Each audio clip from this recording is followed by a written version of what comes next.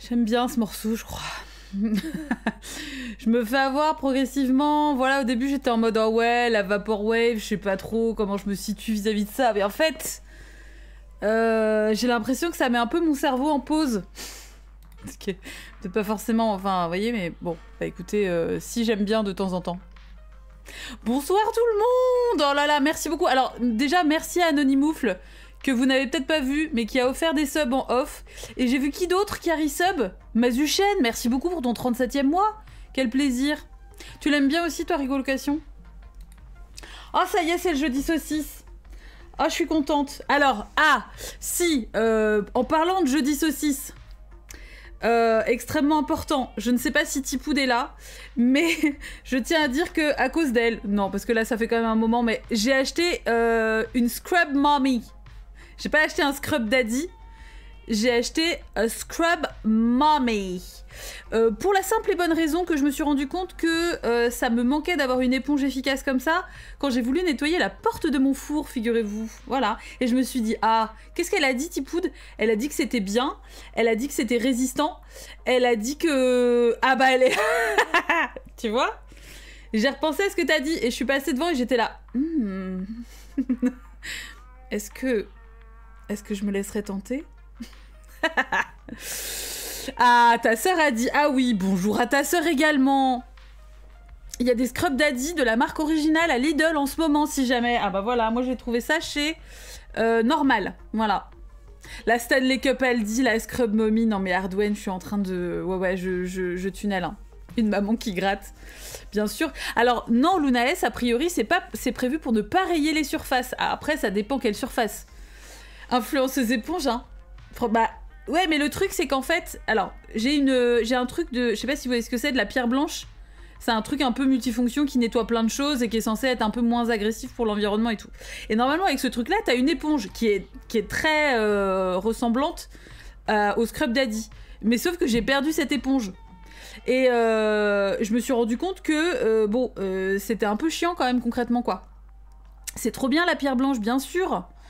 Mais voilà, tu vois, Cordis, tu dis j'en ai acheté aussi, c'est trop bien. Et en fait, Tipoud a dit la même chose.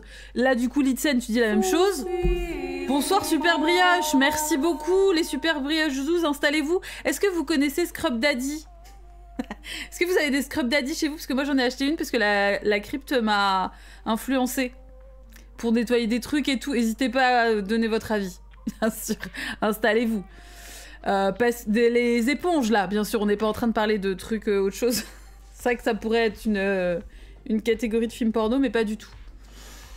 T'en veux une de Scrub Daddy, toi, Lily? Bah ouais, moi j'ai pris Scrub Mommy, je me suis dit, bon, bravo les lesbiennes, quoi. Et puis elle était rose, elle était trop mignonne, donc je me suis dit, franchement. Donc on va voir, je l'ai pas encore utilisé, mais tu fais la vaisselle avec? Alors moi je fais la vaisselle avec une petite brosse à manche, tu sais, avec les brosses interchangeables, ça dure plus longtemps, pareil, c'est un peu plus éco-responsable et tout, quoi. Donc voilà. Sugar Daddy, bien sûr, mais alors là on est vraiment dans les tâches ménagères, quoi. Donc vachement moins de thunes compatibles. Voilà. Mais bon, installez-vous avec nous. Oh là là. Ah oui, alors attendez, parce que j'en profite, tant que vous arrivez, je préfère... Bon, on n'a pas encore commencé, donc pas de souci. Mais... trigger warning sur le sujet de ce soir. Parce qu'on va parler des émissions de relooking des années 2000. Alors, il y a peut-être des gens ici à qui ça te dit absolument rien. Parce qu'on parle de trucs qui étaient là il y a 20, 25 ans. Voilà. Donc, bah oui, c'est vrai que vous l'avez peut-être pas expérimenté first hand. Mais c'est un trauma générationnel. C'est des sujets qui sont très durs parce que vraiment, la vision du corps et les injonctions à cette époque-là, c'était un méga bail, mais genre c'était hyper vénère. Et je me suis dit, comme les années 2000 reviennent un peu à la mode, eh bien ce serait bien d'alerter un peu, quoi. Non, il va pas y avoir Christina Pétasse parce que on est sur une vidéo américaine. Donc du coup ça parlera plutôt de Miss Swan et Extreme Makeover et ce genre de trucs là, quoi. La loubarde est arrivée dans le chat, putain, si elle arrive en moto, quoi. Mais du coup, voilà, sont des émissions qui étaient vraiment extrêmement violentes dans le propos, dans la forme et dans le fond, en fait. Et je trouve que c'est important de se rappeler de quoi on revient. Ça m'arrive assez régulièrement d'en parler en live, en fait, parce que c'est vraiment une période que je déteste, en plus, pour plein d'autres raisons. Mais voilà, donc je pense que c'est important de voir ça avec un œil aguerri, parce que avec le boom de tout ce qui est Ozempic et ce genre de merde, on est quand même dangereusement en train de reglisser vers ce genre d'ambiance, en fait. Et je trouve que ça va pas du tout. Voilà. Donc voilà, donc je préfère prévenir que le sujet du soir, évidemment il va y avoir un maximum de grossophobie, ça c'est évident, plus plein d'autres trucs, quoi. Les Scrub Daddy, c'est trop bien. Ah, je n'ai chopé chez Lidl il y a quelques semaines parce que j'arrêtais pas de voir ça sur un compte Insta d'un gars qui clean son intérieur. J'étais grave influencée. Oui, mais tu vois, en fait, moi, ce qui... Alors, l'argument de choc de Tipoud, vraiment, j'ai décidé de tout lui foutre la responsabilité dessus, c'est qu'elle a dit que ça durait vachement longtemps. C'est qu'elle a dit que, effectivement, c'était quand même robuste et solide. Et moi, la robustesse, vous savez, j'adore ça. La robustesse, c'est un argument de taille. Je ne peux pas résister. Ne nettoyez pas vos intérieurs. Oui, non, attention les muqueuses, effectivement. Attention les muqueuses. Il y a des cartons dans le grenier qui ne sont pas seulement poussiéreux, mais aussi qui puent quand on les ouvre. Tiens les titis, qu'est-ce que est-ce que tu sens le pain grillé? T'essayes de nous dire quelque chose? Attends, qu'est-ce que tu fais? Ah, tu dis genre... ça pue, quand tu lis... Ah, les années 2000, c'est ça, ouais, d'accord, ok. C'était là le grenier que tu... Ok, très bien. J'avais pas saisi la métaphore, mais... Laissez-moi sur le bas-côté, hein, ce soir je servirai à rien. Le Scrub Daddy de Sif n'a pas résisté à mon chat. Alors attends, parce que de Sif fait un Scrub Daddy? Moi j'ai pas toutes les infos, hein. Tire la langue. Pince ton nez et essaye de faire l'avion. Hein, quoi? Bah ouais, la robustesse est un argument de taille, c'est le slogan d'Alcine, hein. Ouais, clair. Comme s'il avait besoin d'un slogan. Le mec, il a besoin de convaincre personne, hein. Juste s'il est là et tout le monde est là, ok. Let's go. Petit bout de dos au mur, mais c'est ça, hein. Mais franchement, faut pas nettoyer ton chat avec non plus, bien sûr, effectivement. Mais, ah, tu vois, pour la robustesse, je confirme. J'ai déjà fait ma salle de bain plusieurs fois, il a encore l'air intact. Mais ouais, mais c'est ça en fait, moi, qui m'a convaincu de ouf. C'est vraiment ça qui... Je me suis dit, bah, c'est cool parce que les éponges, c'est... Enfin, tu vois, c'est chiant de temps en temps, quoi. Ça marche pas toujours... Enfin, tu sais, ça s'abîme, quoi. Alors oui, Astropic, voilà, j'ai mis le hâte, enfin, la référence... Ah bah Astropic, t'as décidé de balance toutes les alertes, enfin toutes les commandes, pas de soucis. Parce que donc voilà, on va découvrir une nouvelle créatrice ce soir. Et on n'arrête pas. Hein. Donc je crois que j'ai déjà vu une vidéo d'elle que j'avais trouvé pas mal. Et celle-ci, toutes les infos dans vos mouilles, fermez bien vos gueules. Merci beaucoup Terra Nova, merci beaucoup pour ton 15e mois. Merci, ça me fait trop plaisir. Donc voilà, donc on va voir ce que ça donne, mais il me semble qu'elle était plutôt cool. La vidéo est longue par contre, hein. Enfin, longue. Elle dure 1h30. Donc laissez-moi vous dire que... hein, accrochez-vous à vos slips. Donc ça va être intense. Ouais, Odor, t'as eu un sub offert. 8h, préparez-vous. Non, ouais, 1h31 minutes et 37 secondes. Mais je pense que ça va être cool, ouais. Je pense que ça va être intéressant.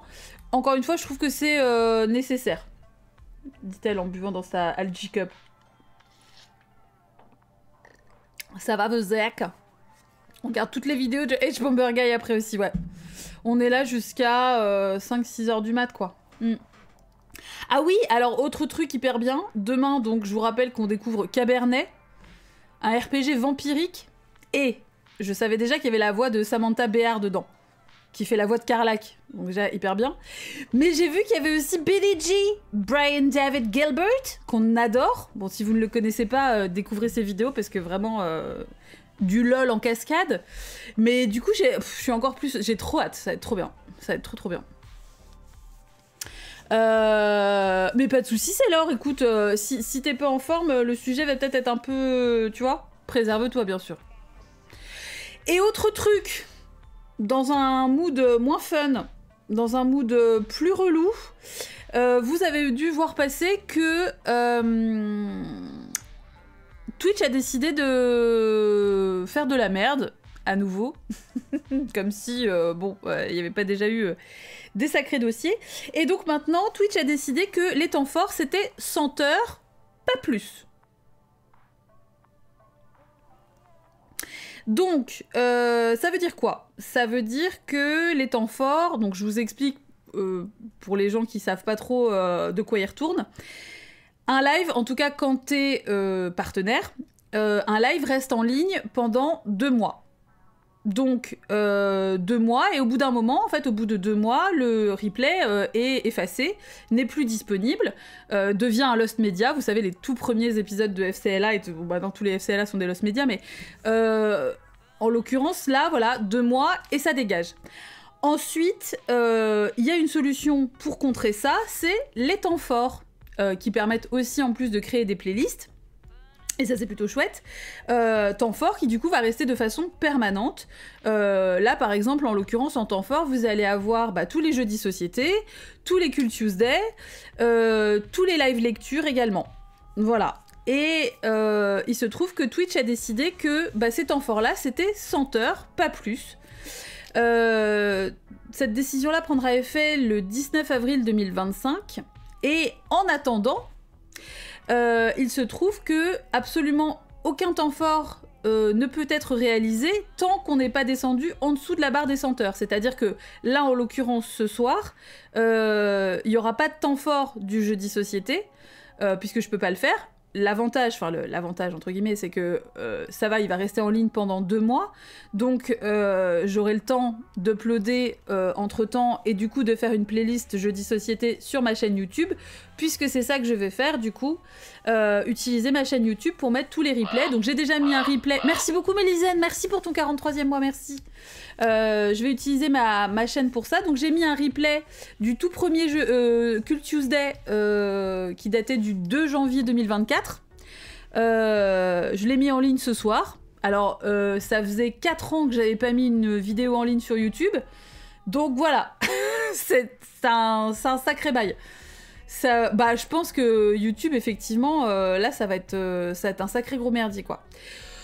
Donc voilà, donc pour les personnes qui sont abonnées à ma chaîne, ne vous inquiétez pas. Donc là j'ai prévu de faire de toute façon des playlists aussi à chaque fois pour Cult Tuesday, jeudi société, lecture, etc. machin.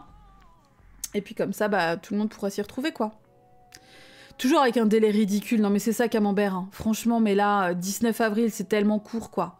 Surtout que bon, alors effectivement, il y a des logiciels qui existent pour faire ça, mais le système de... Mais qu'est-ce que vous me voulez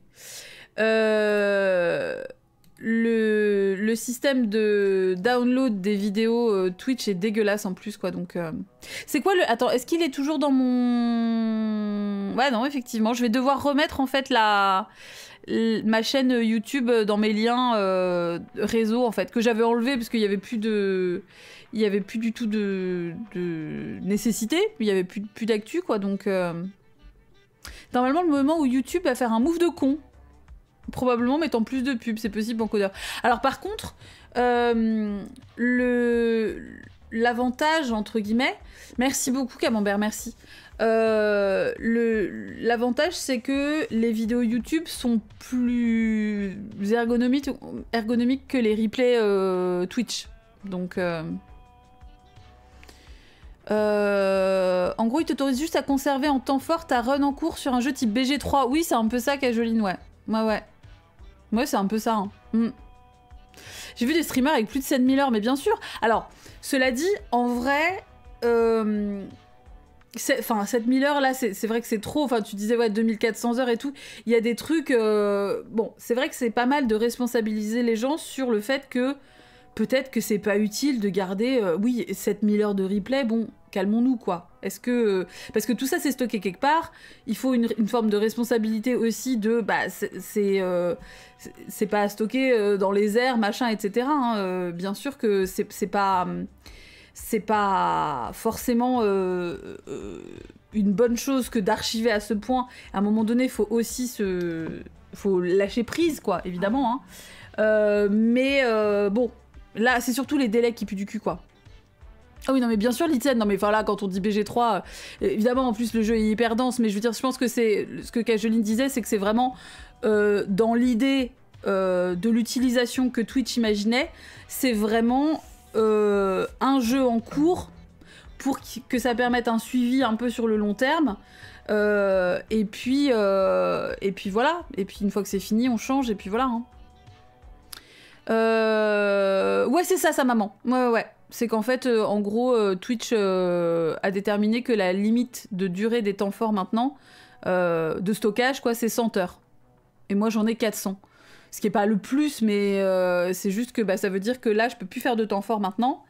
Et que je suis obligée de archiver, en fait, en gros, tous mes temps forts, sinon ils vont être supprimés à partir du 19 avril.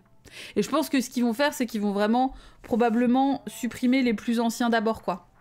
900 heures, toi, tu vois, Will, ouais, voilà. Après, en vrai, je trouve que c'est pas mal de responsabiliser un peu les gens et de se dire c'est peut-être le moment de faire un tri aussi, quoi. Je couperai pas les intros blabla, non, Claire, enfin, je vais juste télécharger, uploader direct, hein. Je vais vraiment pas me faire chier à faire du montage et tout, parce que là, sinon, on n'a pas fini, hein. Vraiment, au secours, quoi. Ils ont dit que c'était pas les anciens en premier. Ah, mais celle avec le moins de vues. Ah, j'ai pas vu ça, Super Brioche. Merci, du coup, pour l'info. Utile, good to know. C'est vraiment des connards. On voit vraiment leur intérêt, quoi. J'ai compris qu'ils allaient supprimer en prio celles les moins vues. Bah, c'est ça, Will. Voilà, moi, j'avais lu le truc en diagonale, quoi, donc... Ah, délai court, c'est vraiment délai court, c'est-à-dire que déjà 19 avril c'est super court, mais en fait le truc est déjà, et ça ils l'avaient pas vraiment précisé, ils avaient pas précisé que dès maintenant on ne pouvait plus faire de temps fort tant qu'on n'était pas passé en dessous de la barre des 100 heures. Donc chérie maximale, quoi, tout simplement, hein. S'il y a moyen de prendre un disque dur externe pour stocker ça de ton côté, j'imagine que ça peut valoir le coup. Oui, c'est ça. En fait, le truc, c'est que je pense que... De toute façon, j'avais chopé un disque dur de 1 Tera, 2 Tera, je sais plus combien dessus. C'est juste que par contre, je me suis rendu compte qu'il faut que j'achète un adaptateur USB, parce que le merdier, c'est un Lightning, je sais pas quoi, mon cul, là. J'en peux plus. Donc, je peux pas l'utiliser pour le moment, mais je pense que je vais mettre ça là-dessus, quoi. Donc ouais, relou, quoi. Oui, enfin, en fait, ils auraient pu faire ça graduellement, ouais. Et puis ils auraient pu dire, c'est quelque chose qu'on compte mettre en place dans un futur proche, histoire que les gens commencent à se dire,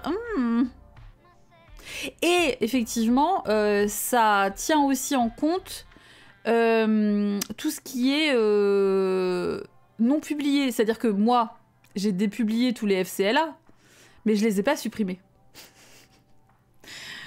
Et là, quand j'ai vu ça, je me suis dit, est-ce que j'essaye de les mettre sur YouTube? Mais en fait, c'est baisé parce que c'est sûr que ça va pas... c'est sûr que ça va pas l'effectuer, quoi. C'est sûr que c'est pas... Non. Mais je les ai toujours, quoi. J'ai du mal, hein. J'ai pas réussi à couper le cordon, hein. Direct aux archives départementales, bah ouais. Ouais, donc ils sont là à portée de main. C'est-à-dire qu'en fait, techniquement, je pense que je pourrais toujours faire des clips dessus, je crois. Non, ils ont pas disparu, Simiolo. Ah non, mais moi j'ai vraiment coupé au plus court, c'est-à-dire dépublié direct, mais non, pas en démonétisé. C'est même pas la question de la monétisation, Ardouane, je pense. Hein. Je suis pas sûre que ce soit la question de la monétisation, c'est juste l'utilisation de fait entrer l'accusé non répertorié. Je suis même pas sûre, hein. Peut finir sur un pire tube, ouais, mais bon. Petit lien sur... Bah, après, c'est vrai que oui, ouais, on partage d'écran sur le Discord, mais ouais, c'est ça. Hein. En tout cas, ils existent toujours, donc ouais, je pourrais vous les envoyer. Je pourrais avoir un petit fichier, tu sais. Ouais, je pense que ça passera pas le robot claim. Bah, je sais pas trop, quoi. Je les fous sur Archive, ouais, non, mais... En fait, je sais pas du tout... Non, parce que le problème... Je pense que quand je me suis fait strike, c'était parce que c'était en temps fort, justement. Donc, dans l'absolu, Mais en plus, dans l'absolu, ça générait pas forcément de revenus. C'est-à-dire que moi, les temps forts, je gagne pas des revenus sur les temps forts de Twitch. Donc c'était même techniquement pas vraiment monétisé. Enfin, je sais pas trop quoi, mais bon... On se monte un petit site internet, non mais c'est ça, hein. Oui, c'est ça, je les enverrai sur clé USB. Putain, t'imagines le trafic, quoi. Ce serait trop bien, hein. Le deal de FCLA, tu veux quel épisode? Bah ouais, parce que là, ils sont tous là. Et du coup, par contre, c'est ça. Je pense que c'est ça qui me fout dedans, c'est que du coup, ils comptent dans la moyenne des 400, là. Les 400 heures. Ah, la bite en mousse, quoi. Putain. Bien sûr que... Alors, attendez, je vous mets, parce que vous avez peut-être pas vu le lien. Force Rose l'a partagé, effectivement. Il existe un petit logiciel qui vous permet de télécharger plus facilement vos vidéos de Twitch. Je l'ai testé tout à l'heure, il fonctionne extrêmement bien. Donc n'hésitez donc pas. Ah, pourquoi il y a un truc Frandroid qui s'est caché dans le lien? Ah oui, c'est parce que c'est le... Ok, c'était le début du nom du site, enfin, bref. Donc ça marche bien. Voilà, vous pouvez faire ça. Et ça marche en plus avec les clips aussi, enfin, vraiment, c'est pratique, quoi. Des clés USB avec un épisode chacun dispersé. Oh putain, mais ça, comme la chouette d'or. En termes d'éco-responsabilité, c'est bif bof, par contre. Je suis pas sûre que... Je suis pas sûre d'être super ok, quoi. Mais bon, voilà, donc du coup, c'est ça... Donc, bon, stay tuned. Je vais mettre une vidéo par jour, peut-être. Je pense au moins, quoi. Ah, From Lost Media, touche à ce trésor real quick, ouais. J'avais fait ça pour extraire une soirée lecture. Ah, tu vois, ça marche bien. Mais c'est ça, Bancodeur, c'est plutôt cool, hein. Clé USB biodégradable, bah ouais. Un pigeon voyageur. Comme ça, je veux utiliser les pigeons de Rennes. Réhabiliter les pigeons rennais. Y a pas un truc qui permet de... Attends, qui permet de Steam à la fois sur Twitch, de streamer à la fois sur Twitch et YouTube pour les nouveaux lives. Alors si, alors en fait, streamer sur YouTube, je sais pas. Normalement, en fait, tu peux linker ton compte Twitch à ton compte YouTube, mais ça ne marche actuellement pas. Voilà, excellent. Uploader, oui, mais moi je sais pas comment on fait. Enfin, faudrait que je me penche là-dessus. Mais je vais devoir me pencher là-dessus, absolument, tout à fait. Hein. Putain, les lives sur TikTok, j'ai pas envie. Hein. J'ai pu supprimer 2 fois 15 VOD et le décompte les prend quand même en compte. Ça a l'air bien fait comme truc. Non, mais ça me fume, quoi, vraiment. Hein. Ouais, modérer sur YouTube égale un enfer, l'interface est dégueulasse et j'ai pas envie, ouais. Les modos en sueur. Non, moi, j'ai pas envie. Hein. J'ai pas envie de faire ça. Hein. Déjà là, tu vois, le fait d'uploader sur YouTube, je suis un peu en mode... qui ça va me ramener, quoi? Tu vois, enfin... je sais pas. Ice cream so good. Les TOS, TOS de Twitch Attends. TOS Qu'est-ce que... Merci Asma pour ton follow. Les TOS, je ne sais pas ce que c'est. TOS, pour moi, c'est une ville dans le sud. Term of service, ah oui, pardon. De Twitch, de live sur d'autres plateformes. Bah, je sais pas. Ça pose souci? Je crois pas, non. Ah oui, non, c'est possible ça maintenant, ça se fait de plus en plus. Ouais. Je crois qu'il y a eu un assouplissement de ce côté-là. Hein. J'ai mis du temps à comprendre. Hein, quoi Ça aurait été pratique pour transférer les vidéos de Twitch à YouTube, s'il y avait moyen de lier les deux comptes. Alors, tu peux, ça se fait, Kuldar, sauf que ça marche pas actuellement. Voilà. Ça ne... Ouais. Voilà. Mais normalement, en théorie, ça existe. Donc peut-être un jour, ils vont se sortir les WAD. Moi, je me suis demandé aussi, parce que j'ai essayé ça depuis hier soir, je pense que tout le monde est en panique, et peut-être les serveurs saturent aussi. Hein. Tu peux, mais tu peux pas, c'est ça. Hein. Ah, sauf les personnes en contrat avec Twitch. Ok. En contrat d'exclusivité, tu veux dire, parce que techniquement, moi, je suis en contrat avec Twitch aussi, hein, mais... Ça existait, marchait avant, ouais, absolument, tout à fait, Will. Ouais, mais moi là, ça me met que, en gros, il faut que je vérifie quelle adresse mail est liée à mon compte YouTube. Enfin bon, bref, casse les couilles, quoi. Donc voilà, donc bon, bah écoutez, jamais avare de conneries monumentales, Twitch a décidé de nous briser les baloches pour bien commencer l'année. J'ai voulu faire du tri hier, ça a pris 1000 ans à s'upload, j'ai give up. Delete 6000 heures de VOD. Ah ouais, putain, c'est ciao. Toi, t'as pas le time. Non, mais en même temps, c'est un moment de réflexion. C'est un moment de...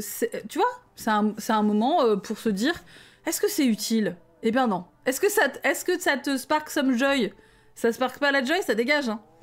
Bah, c'est ça, Ardouane, hein, c'est ça, ça va devenir ma chaîne replay. Bah, de toute façon, je me servais plus de ma chaîne YouTube, donc bah, je me suis dit, est-ce que je me suis posé la question quand même, est-ce que je fais une chaîne spéciale replay? Est-ce que je compte vraiment refaire des vidéos sur YouTube? Au final, je me suis dit, go, franchement, voilà. Hein.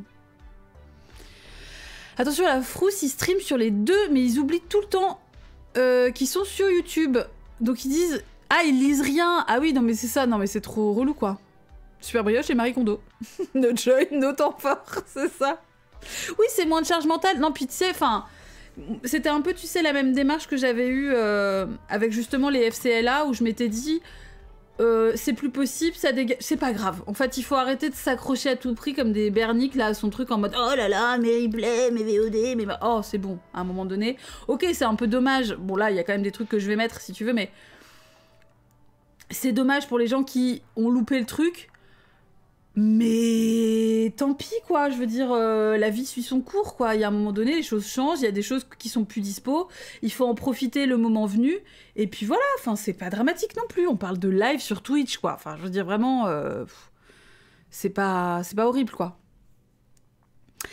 Zerator a pas de contrat d'exclusivité, puisqu'il a aussi une chaîne YouTube où il poste des streams. Il a négocié une clause avec Twitch à ses débuts, pour avoir tous ses replays en illimité. Ok.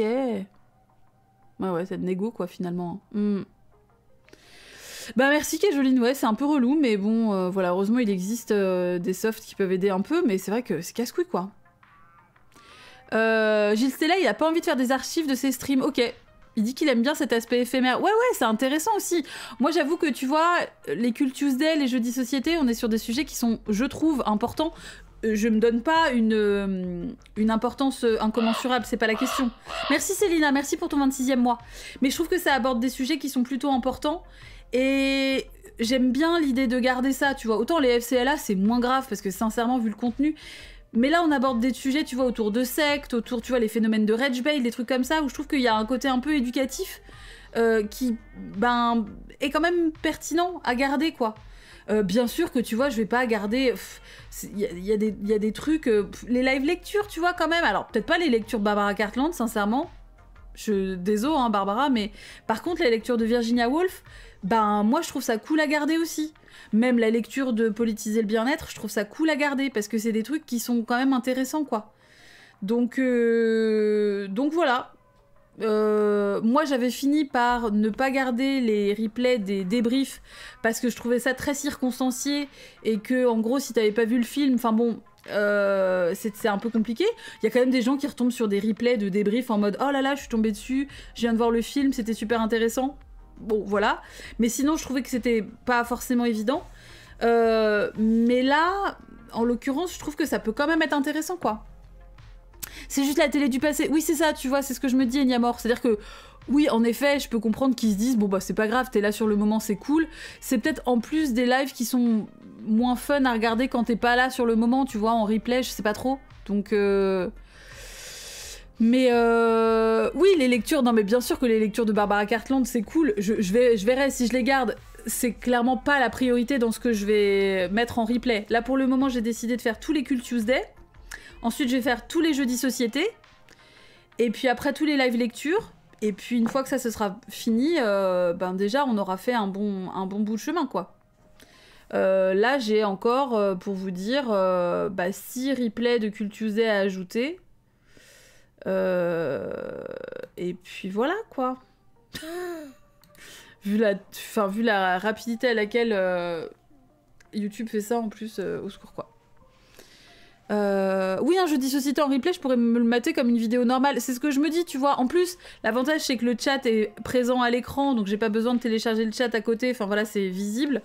Les discussions sont intéressantes. Ça, c'est des trucs que j'ai vraiment intérêt enfin, que j'ai envie d'archiver, quoi. Mais... archiver, c'est aussi faire le tri. Oui, c'est ça, de ce qu'on trouve important à garder et ce qu'on jette. Hein. Bien sûr, c'est ça, hein. Si le film Barbara Cartland disparaît, je pourrais prétendre que j'ai jamais débarqué en plein live, c'est vrai. Putain, c'est vrai que je pourrais aussi mettre les replays du React, enfin on avait regardé les comment ça s'appelle, les téléfilms de Barbara Cartland. Donc ouais, je vais devoir faire ça. C'est pas dramatique. Bon, l'avantage, c'est qu'en plus, j'ai absolument aucune intention d'essayer de poster ces vidéos-là à des moments clés pour avoir de l'audience. Vraiment, on s'en bat les couilles. Là, l'idée, c'est vraiment pas d'essayer de reach un public et tout machin. Je m'en fous. Mais en revanche, voilà, il va falloir que je fasse ça. Ouais, bah, j'y pense, quoi. Hello Aven, on était en train de parler des bails de Twitch qui suppriment, enfin qui descend la limite des temps forts et tout. Donc vraiment relou quoi. J'ai 400 heures à sauver Doudou. Ouais. Donc voilà, ça va se faire. Sur les 400 heures en plus, effectivement, il y a tous les FCLA. Et ça, ouais. Il va falloir que je les mette quelque part, quoi. Donc faut vraiment que j'achète un adaptateur, c'est ça qu'il faut que je fasse du coup à tout prix samedi aussi là. C'est choper un adaptateur Lightning, c'est ça? Lightning to USB. Parce que chérie maximale quoi. Bande de malpropres. Ah quoique, ouais mais non, c'est ça, ouais, ouais. C'est relou. Il a combien dessus? J'ai pas la quantité de Tera, machin, mais faut que je le laisse sous mes yeux, quoi. Tu parles de Rich et de Viewer, un bot poids de son nez, hein. Je l'ai invoqué. Je l'ai invoqué, un plaisir. Donc voilà, donc vous inquiétez pas, is ok. Moi, j'ai pas non plus, effectivement, 3 milliards de trucs à archiver, mais c'est juste que c'est casse-couille, quoi. C'est juste le bail, c'est vraiment ça, hein. C'est vraiment ça. Donc, ouais... Hein, casse les couilles. Et aussi, sinon, je vais bientôt changer de lunettes. Et comme je vais aller bientôt me faire couper les cheveux, je change de gueule en mars. La meuf mue. Le printemps, new me. Ah, vous allez péter un plomb, hein. Vous avez pu me reconnaître. J'ai trop hâte. J'ai vraiment trop hâte. Ah, j'ai repéré des lunettes qui sont cool, là, mais samedi matin, je vais aller faire un tour pour essayer plein de trucs. Ah, j'ai hâte, ça va être bien. Pardon, je me suis trompée de stream, mais c'est ça, hein. Tous les CE2 vont sortir le pain grillé, non mais c'est ça, hein. Mais non, mais pas de soucis, Poupinette, je suis ravie, elle est franchement trop bien, hein. Ouais. Ouais, Momo va pas me reconnaître, je pense. Ouais. Personne va me reconnaître au spawn non plus, hein, mais c'est ça, hein. Ouais. Le retour du rouge, non, pas du tout. Ah non, alors là, mes cheveux blancs ne partiront jamais. Jamais. Mais par contre, ouais, on va faire des trucs de ça, la longueur va partir. Alors, on va pas non plus partir sur un carré ni rien, mais par contre, la longueur, ça va dégager. Hein. Ah bah écoute, Poupinette, moi c'est pareil. Ouais, mon ophtalmo, elle m'a dit, vous étiez venu la dernière fois 2020 Vous avez fait un contrôle entre-temps, j'étais là. Non. Non. Ah oui, non mais bien sûr, Xiamine, non mais de toute façon ça va être progressif, hein. Ça va pas se passer tout le même jour.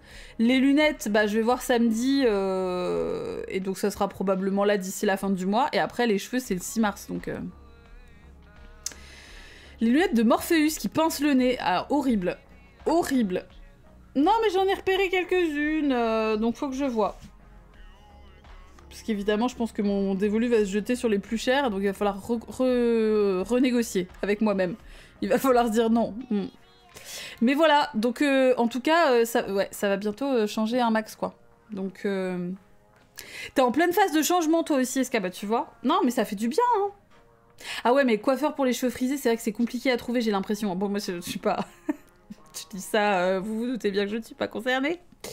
Mais effectivement, tu peux en parler dans la crypte parce que, alors pas forcément sur des conseils chauds dans vos régions, mais sur des routines cheveux frisés, il peut y avoir... on a la team cheveux frisés dans la crypte. Hein. T'as toujours pas pris rendez-vous, Xamine? Bah, bravo, super. Je suis pas très fière de toi. Donc, bah écoutez, on va y aller parce que je vous rappelle quand même que la vidéo elle dure 1h30, donc il s'agirait quand même de pas trop tarder, eu égard au fait qu'on n'a pas envie de finir à 2h du mat, parce que moi il faut que j'aille à la salle demain matin. Tiens, d'ailleurs, j'ai eu un appel de ma salle qui me disait « Oh, attention, votre abonnement, il prend fin dans 19 jours. » Et ben, c'est très bien, parce que dans 19 jours, ça va me permettre de faire un petit bilan de ma reprise et de me dire « Est-ce que ça vaut le coup de se réinscrire ?» Bah, bien sûr, évidemment. Merci Valfort, merci beaucoup pour ton 46e mois. Tu te rends compte, 46 mois? C'est beau, hein? Ça me fait trop plaisir. Donc, voilà. Donc, 19 jours, c'est très bien. Ça veut dire qu'il va y avoir ça comme dépense aussi. Ah, putain. Pff. Bref. Écoutez, mars est un autre mois. C'est la vie. Soulevez-vous. Et puis, puis voilà. Prenez soin de vous quand même, c'est important.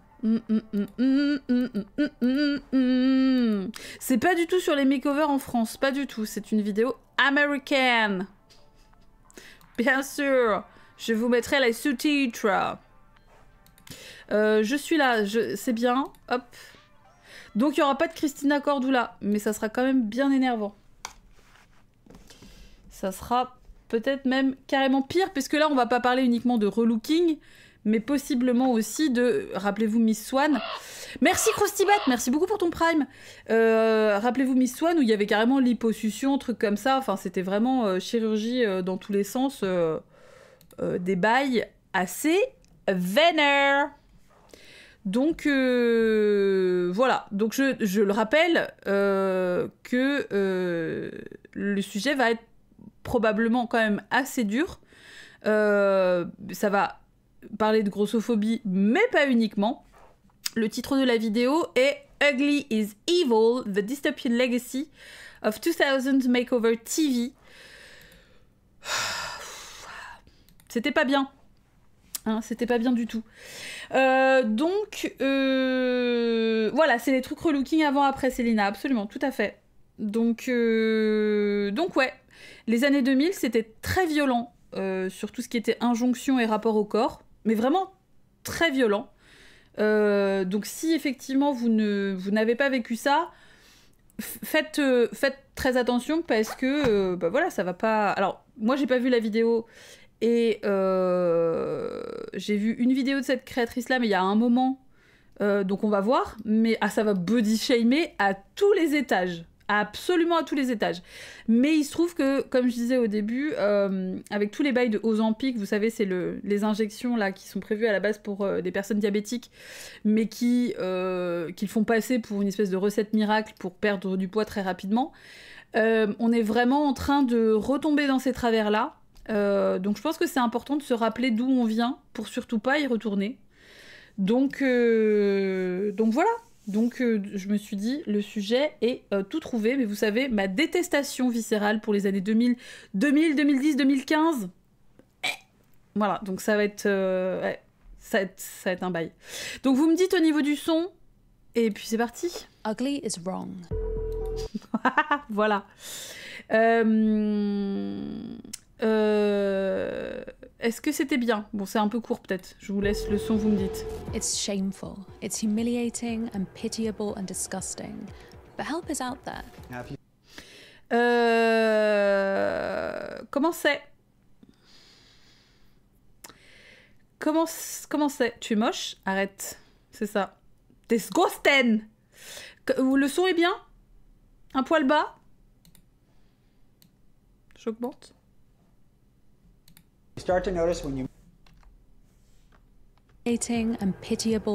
Bon, là, c'est bien. Il faut pas que ce soit plus. Hein. Très belle étagère, très très bien, absolument. Bah, les livres, par contre, à l'envers, je sais pas ce que j'en pense. Oui,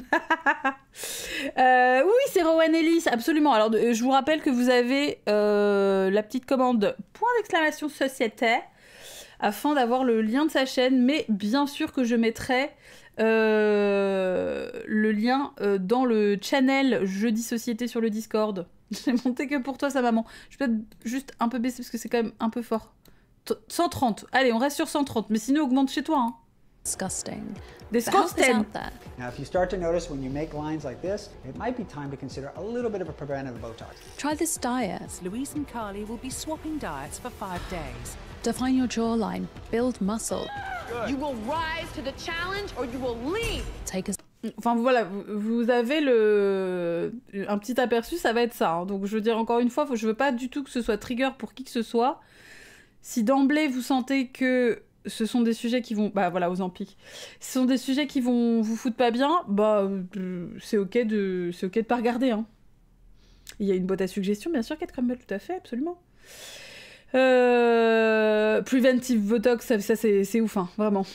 La médecine préventive, non. Le Botox préventif, oui. Donc ouais, du coup, ouais, ça promet. C'est pour ça, vraiment, encore une fois, hein, je le redis, ça déconne zéro. Ça va être très violent. Donc, enfin, très violent, voilà, bah si, on peut le dire quand même, ça va être très violent. Donc, ne vous foutez pas mal, tout simplement. Zempic. Dress for your body type. The puffy sleeves and the really fitness of the top actually makes you look like you've got a chest, which is really positive. Suck in those rolls. I got a back bump from my wedding. Love yourself, but improve yourself. Get lip filler, dissolve your lip filler, fix your flaws. Make sure you always look 5 years younger than you are, 10 years younger. Beauty is value, youth is power. Aging is reversible and body fat is a moral failure. If the right diet, workout, surgery or style exists, why haven't you cracked the code? Why aren't you beautiful yet? It sounds like you need an image change. This endless pursuit of beauty isn't just exhausting, it's weaponized. Every ad, every influencer, every trend feeds us the same lie, that beauty is happiness. But more than that, the ugliness is unworthy. Some guy said no one would ever love me because of my yellow dolphin teeth. Unworthy of confidence, unworthy of respect. Alors ce qui est en plus assez intéressant, c'est que ça fait vachement écho à ce qu'on a lu dans Politiser le bien-être, parce qu'il y a beaucoup de choses qui vont dans le domaine du wellness, quoi. C'est-à-dire vraiment, on va essayer de te faire croire que c'est prendre soin de soi, alors que c'est vraiment rentrer dans le rang, quoi. Oui, la paille anti-rides, j'avais vu ça à Ignamor. Le fait de sucer un truc sur le côté, là, c'est-à-dire que tu poses juste tes lèvres, c'est comme d'une flûte traversière, en fait, un peu. J'étais là, mais on en est vraiment là. On n'a même plus le droit de boire, en fait. Ça rend ouf. I love that. Unworthy of kindness. My question to you is, why do you think that you're so bothered by a stranger's appearance on the internet? The obsession and shame around ugliness that we now have can be traced back to the makeover shows of the 2000s, where we were taught that being ugly wasn't just undesirable, it was unforgivable. What is it going to take for you to make that That change? beauty isn't just a Tellement personal agressif, goal, quoi. but a social duty. What if the real makeover was happening to us?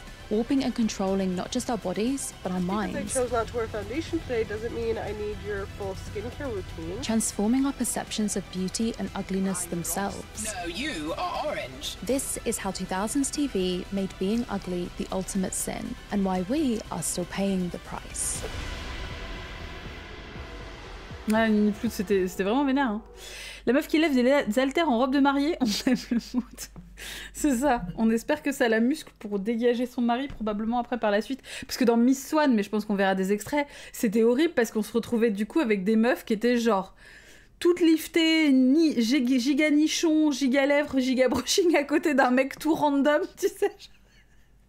La meuf, elle s'était fait upgrade dans des standards pas possibles et son mec était genre... Et je me rappelle d'avoir vu la fin d'un épisode à l'époque où le gamin, son gamin à elle, déjà la reconnaissait pas et s'était mis à chialer et c'était horrible. C'était horrible parce qu'il y avait vraiment ce truc où tu sentais que la meuf, en plus, du coup, elle regrettait un peu parce qu'elle essayait de rassurer son gamin. Le père n'arrivait pas à le rassurer, évidemment, puisqu'on était évidemment sur un mari et un père complètement démissionnaires. Mais du coup, t'as vraiment ce gosse isolé qui retrouvait plus sa daronne. Enfin, c'était triste. Ça donnait lieu à des trucs, mais impensables, quoi. Donc, vraiment, c'est plein de levels de violence différents, quoi. In this video, we are going to be diving into the truly dystopian worlds of 5 makeover and transformation shows which aired in the 2000s. Bulging Brides, Super Size vs Super Skinny, The Biggest Loser, Snog, Marry, Avoid. Oh putain, Snog, Marry, Avoid. Je m'en rappelle tellement, ça. Dans ces émissions, il y a une phrase qui m'a toujours horrifiée, c'est le fameux « Oh mon Dieu, je me reconnais pas ». Oui, c'est ça. Prononcé comme si c'était une bonne chose, mais c'est vraiment ça, hein. T'avais des meufs qui chialaient, et en fait, des fois, t'avais l'impression quand même que c'était pas des larmes de joie. Enfin, que c'était... Et tu te disais, en plus, quasi sûre, ça n'était jamais abordé, mais qu'il n'y avait pas de suivi après. C'est-à-dire que la meuf, elle était refoutue chez elle comme ça. Toute la transformation était hyper rapide et très violente et très drastique. Et du coup, absolument pas de suivi psychologique. Enfin, c'est vraiment un bail, quoi. And 10 years younger in 10 days. Each of these shows is built around a different tactic to enforce our cultural messages. Donc on n'aura pas Miss Swan, mais bon, dans l'idée, c'était la même chose, quoi. Of beauty and ugliness. And by revealing these methods, we'll start to break down their lies. Our cultural fear of ugliness is something that doesn't really need an introduction. We're all intimately familiar with it. It's the very thing that drives the beauty Belle toute nue industry. aussi, ouais, bien It's the sûr. teen girl crime. Mais qu'est-ce qu'il devient d'ailleurs, William Carnimola? C'est comme ça qu'il s'appelait? Parce que je suis étonnée qu'il ait un peu explosé en plein vol. Et je me demande s'il n'y a pas eu des bails, ou j'en sais rien, il a fait un truc ou juste il a pas eu de carrière, quoi. C'était pas que sur MTV d'or, non. Parce que Snog, Marry, Avoid, c'était une émission anglaise, me semble-t-il. Donc ouais, c'est cool qu'ils aient pas mis que des trucs américains, enfin qu'elle n'ait pas choisi que des trucs américains dans l'absolu, mais j'ouvre Google, j'ai demandé à Google, j'ai été traumatisée, ah oui, des effets terribles des chirurgies bariatriques pendant mes stages, oui c'est ça, justement absence de suivi car la perte de poids est comme une fin en soi, mais c'est ça en fait, normalement, enfin tu sais, ils disent que normalement une fois que t'as perdu du poids, bah ça y est, c'est bon, les problèmes sont réglés. Du coup on se retrouve avec des gens qui se rendent compte que non, le problème est pas du tout réglé, mais qui sont vraiment laissés complètement à l'abandon, quoi, avec un corps qui change drastiquement et... Ah, il est passé à TPMP en 2016, j'ai du mal à être étonnée. Hein. J'en ai vraiment regardé beaucoup parce que je connais bien les émissions anglophones qu'on a vues là, ouais, c'est ça. Bulging Bright, ça je connaissais pas, mais Snog, Marry, Avoid, je me rappelle, ouais. Mais vraiment... Oui, Rowan Ellis, elle est anglaise, absolument, tout à fait. Ouais. Oui, mais bon, tu vois, comme il y avait quand même une grosse culture américaine de ces émissions-là, ça aurait pu être focus là-dessus. Il est concepteur et styliste d'une collection capsule de quelques pièces de la collection mariage des magasins Tati pendant 2 ans, ainsi que d'autres pour Taïssim, ligne de vêtements grande taille de la marque Castaluna. Il a été aperçu dans les dernières saisons de la Star Academy en tant que styliste du chorégraphe Yanis Marshall. Ok. Très bien. Donc pas une grosse actu, mais une actu quand même. Il continue à faire des trucs, quoi. Ok. Because she thinks she'll never be desired or loved because of her looks. It's the instinct to correct someone when they call themselves ugly, even if they don't want that reassurance. It's the history of ordinances nicknamed the ugly laws in America in the 1800s and 1900s, which made it a crime to exist in public while maimed, mutilated, or in any way deformed, so as to be an unsightly or disgusting object. And it's the current research into the experiences of perceived ugliness, including negative impacts on careers, being less favoured by jurors, even being treated more harshly from birth. It's the tools of enforcing a cultural obsession with beauty, which became televised entertainment less than 2 decades ago, with legacies that we're about to see are alive and well today. Ah oui, alors Ardouane, je suis désolée, mais Christina Cordula et Banward ici. Enfin, Cordula et Banward, ouais. Parce que vraiment... no time to spend à parler de Christina Cordula, qui est un peu ma némésis. Ouais, c'est... le truc, c'est que comme moi j'ai été maquilleuse, j'ai aussi beaucoup vu les effets de son... On pourrait quasiment qualifier ça de dogme, hein. Parce qu'elle a toujours... Enfin, moi, ce qui me stresse, c'est qu'elle a toujours été vue comme sympa, un peu faux-folle, marrante, machin, enfin bref. Alors que je sais qu'elle est extrêmement dangereuse et qu'elle n'a rien de sympathique et que... Voilà, quoi. Donc voilà, vraiment pas le time avec elle. Vraiment, c'est vraiment genre Christina Cordula, Banward autant que Michel Sardou, quoi. Before we dive in, I have a wildly exciting piece of news to share with you, which you no doubt will have spotted already behind me. I have been working for many, many months now on a collaboration with the incredible queer illustrator Philippa Namorado on this limited edition queer movie art print, which showcases 25 iconic LGBTQ+. Ah, regardez! Putain, c'est cool! Elle est cool, son Ilu! Bravo. Films, My favourite 25, in fact. There are classic scenes and well-loved characters and hidden references and Easter eggs. I've had this idea of creating something which celebrated queer cinema and storytelling for a long time, and this image of a found family, like queer community house, kept coming back to me. So when I came across Philippa's art, I knew that we had to make this happen. So if you like the look of the print, then it is on sale from today for 1 month until the 4th of March. Ah, ok, donc c'est encore dispo. Est-ce qu'on peut regarder les infos ici. Oh, trop cool. Alors après, est-ce que c'est dispo en France? I don't know. Mais Lilu, elle est vraiment chouette, hein. Ce genre de pub, on laisse, hein, bien sûr. Regardez, vraiment cool. 25... Ah oui, 25 pounds. Alors après, oui, free worldwide shipping. Free worldwide shipping. Après, faut voir avec les taxes et tout, mais... Alors, c'est pas littéralement 25 balles, ça doit être un petit peu plus. Je sais pas au niveau du change entre le pound et l'euro où on en est. Mais c'est chouette, hein. En plus, elle a l'air d'être assez grande, en plus, Lilu, quand même, quoi. Plus 20% de douane, ouais. Avec le Brexit, il se gave, hein, c'est ça. Hein. Vraiment...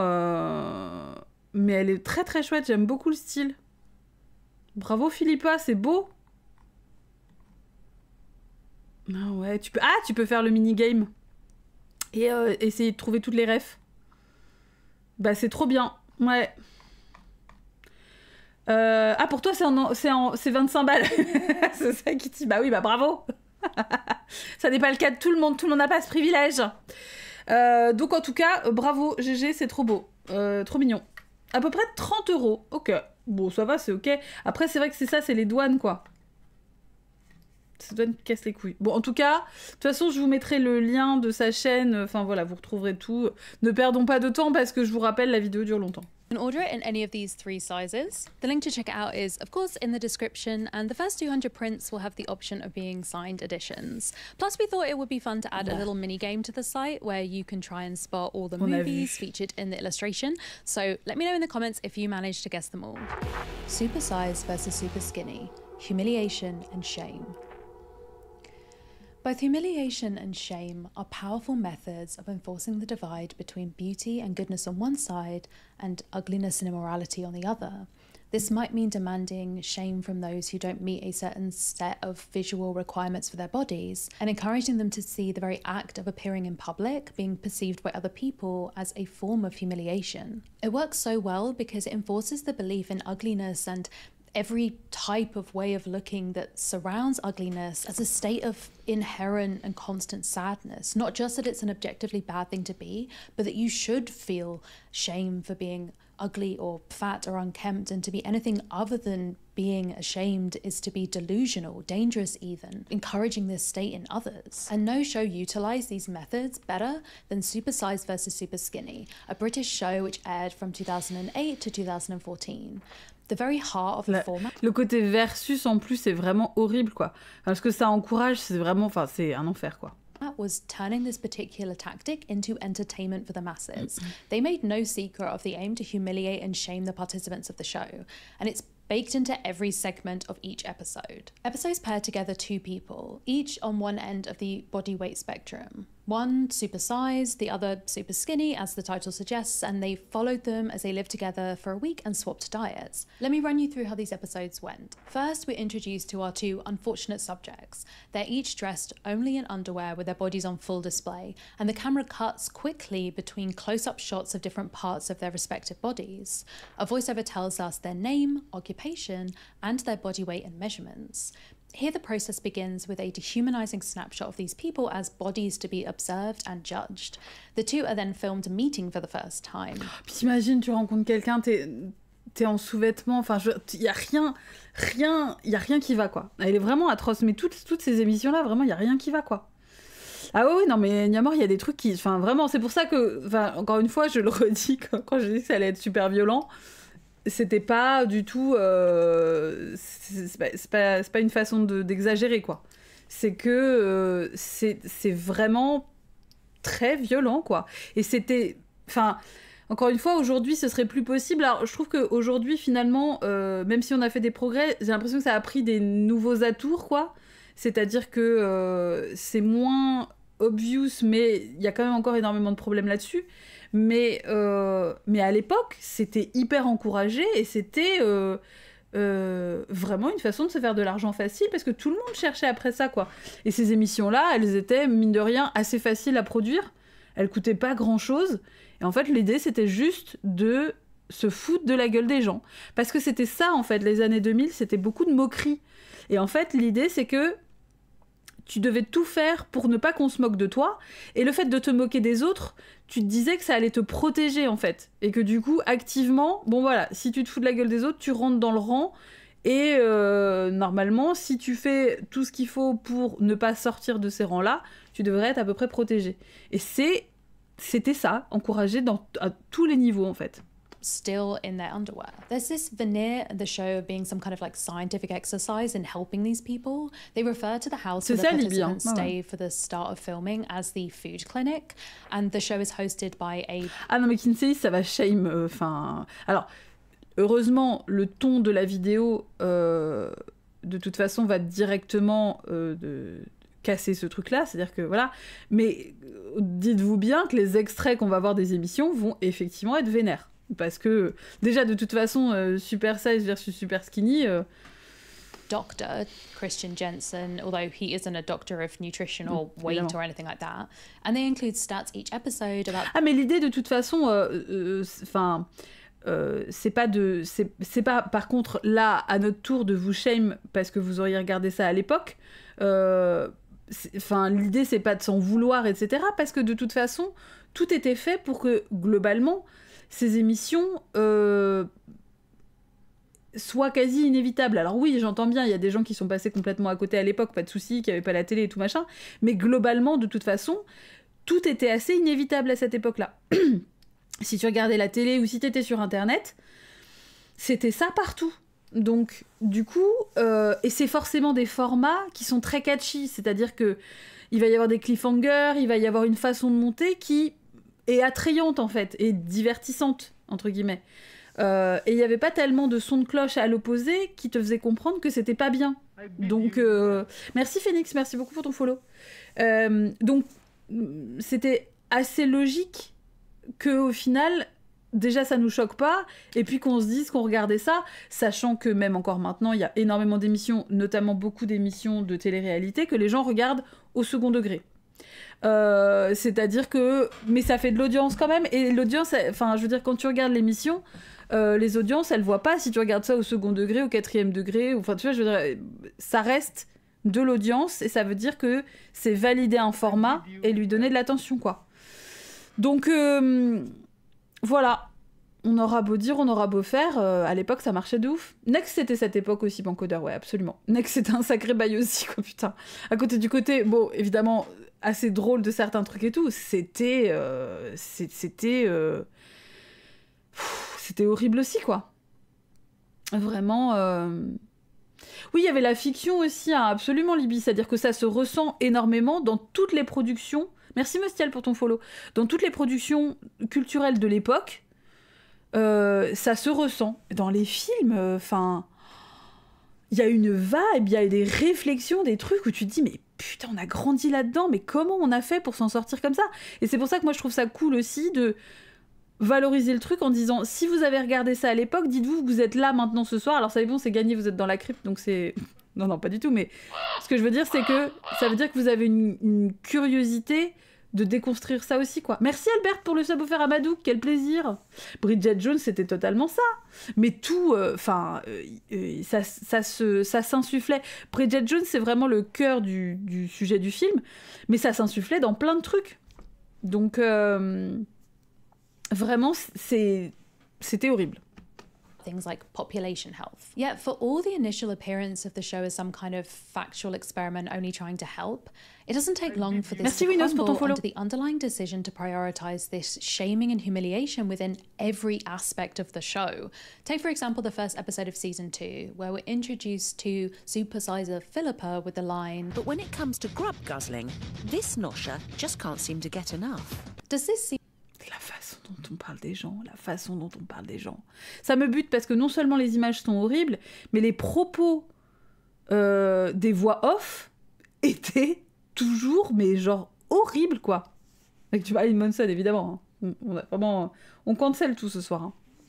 Mais oui, Xiaomi, non, mais oui, tu vois, le côté... En fait, il y a ce truc aussi où il faut se dire, beaucoup de gens ont regardé ça parce que, faute de mieux, tu sais, sur un accompagnement, des conseils, par exemple, tu sais, même sur des trucs de relooking, des trucs comme ça, c'est-à-dire que...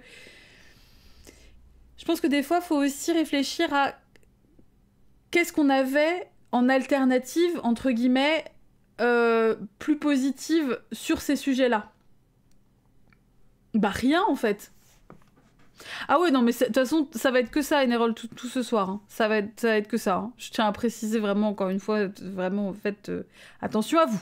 Seem like a description of a participant in a sound scientific study or an empathetic attempt at understanding even? No. After the two participants meet, they're brought to a stark white room where Dr. Jensen shows them each their average weekly food and drink consumption. He does this using perhaps the most infamous crystallization of Le déco des filles et la femme parfaite est une connasse aussi, parlons-en. Putain, il y avait combien de bouquins horribles il y avait à l'époque to humiliation and shame. A clear plastic tube. Each meal, snack and drink is tipped into the top of the tube by a hidden crew member and splatters down to the bottom into a growing pile. Sandwiches fall apart before they reach that bottom, become soggy mush. Appetizing meals like soup or curry take on a new implication when poured and slopped onto a week's worth of other food, spraying the size of the tube with cold, thick liquid.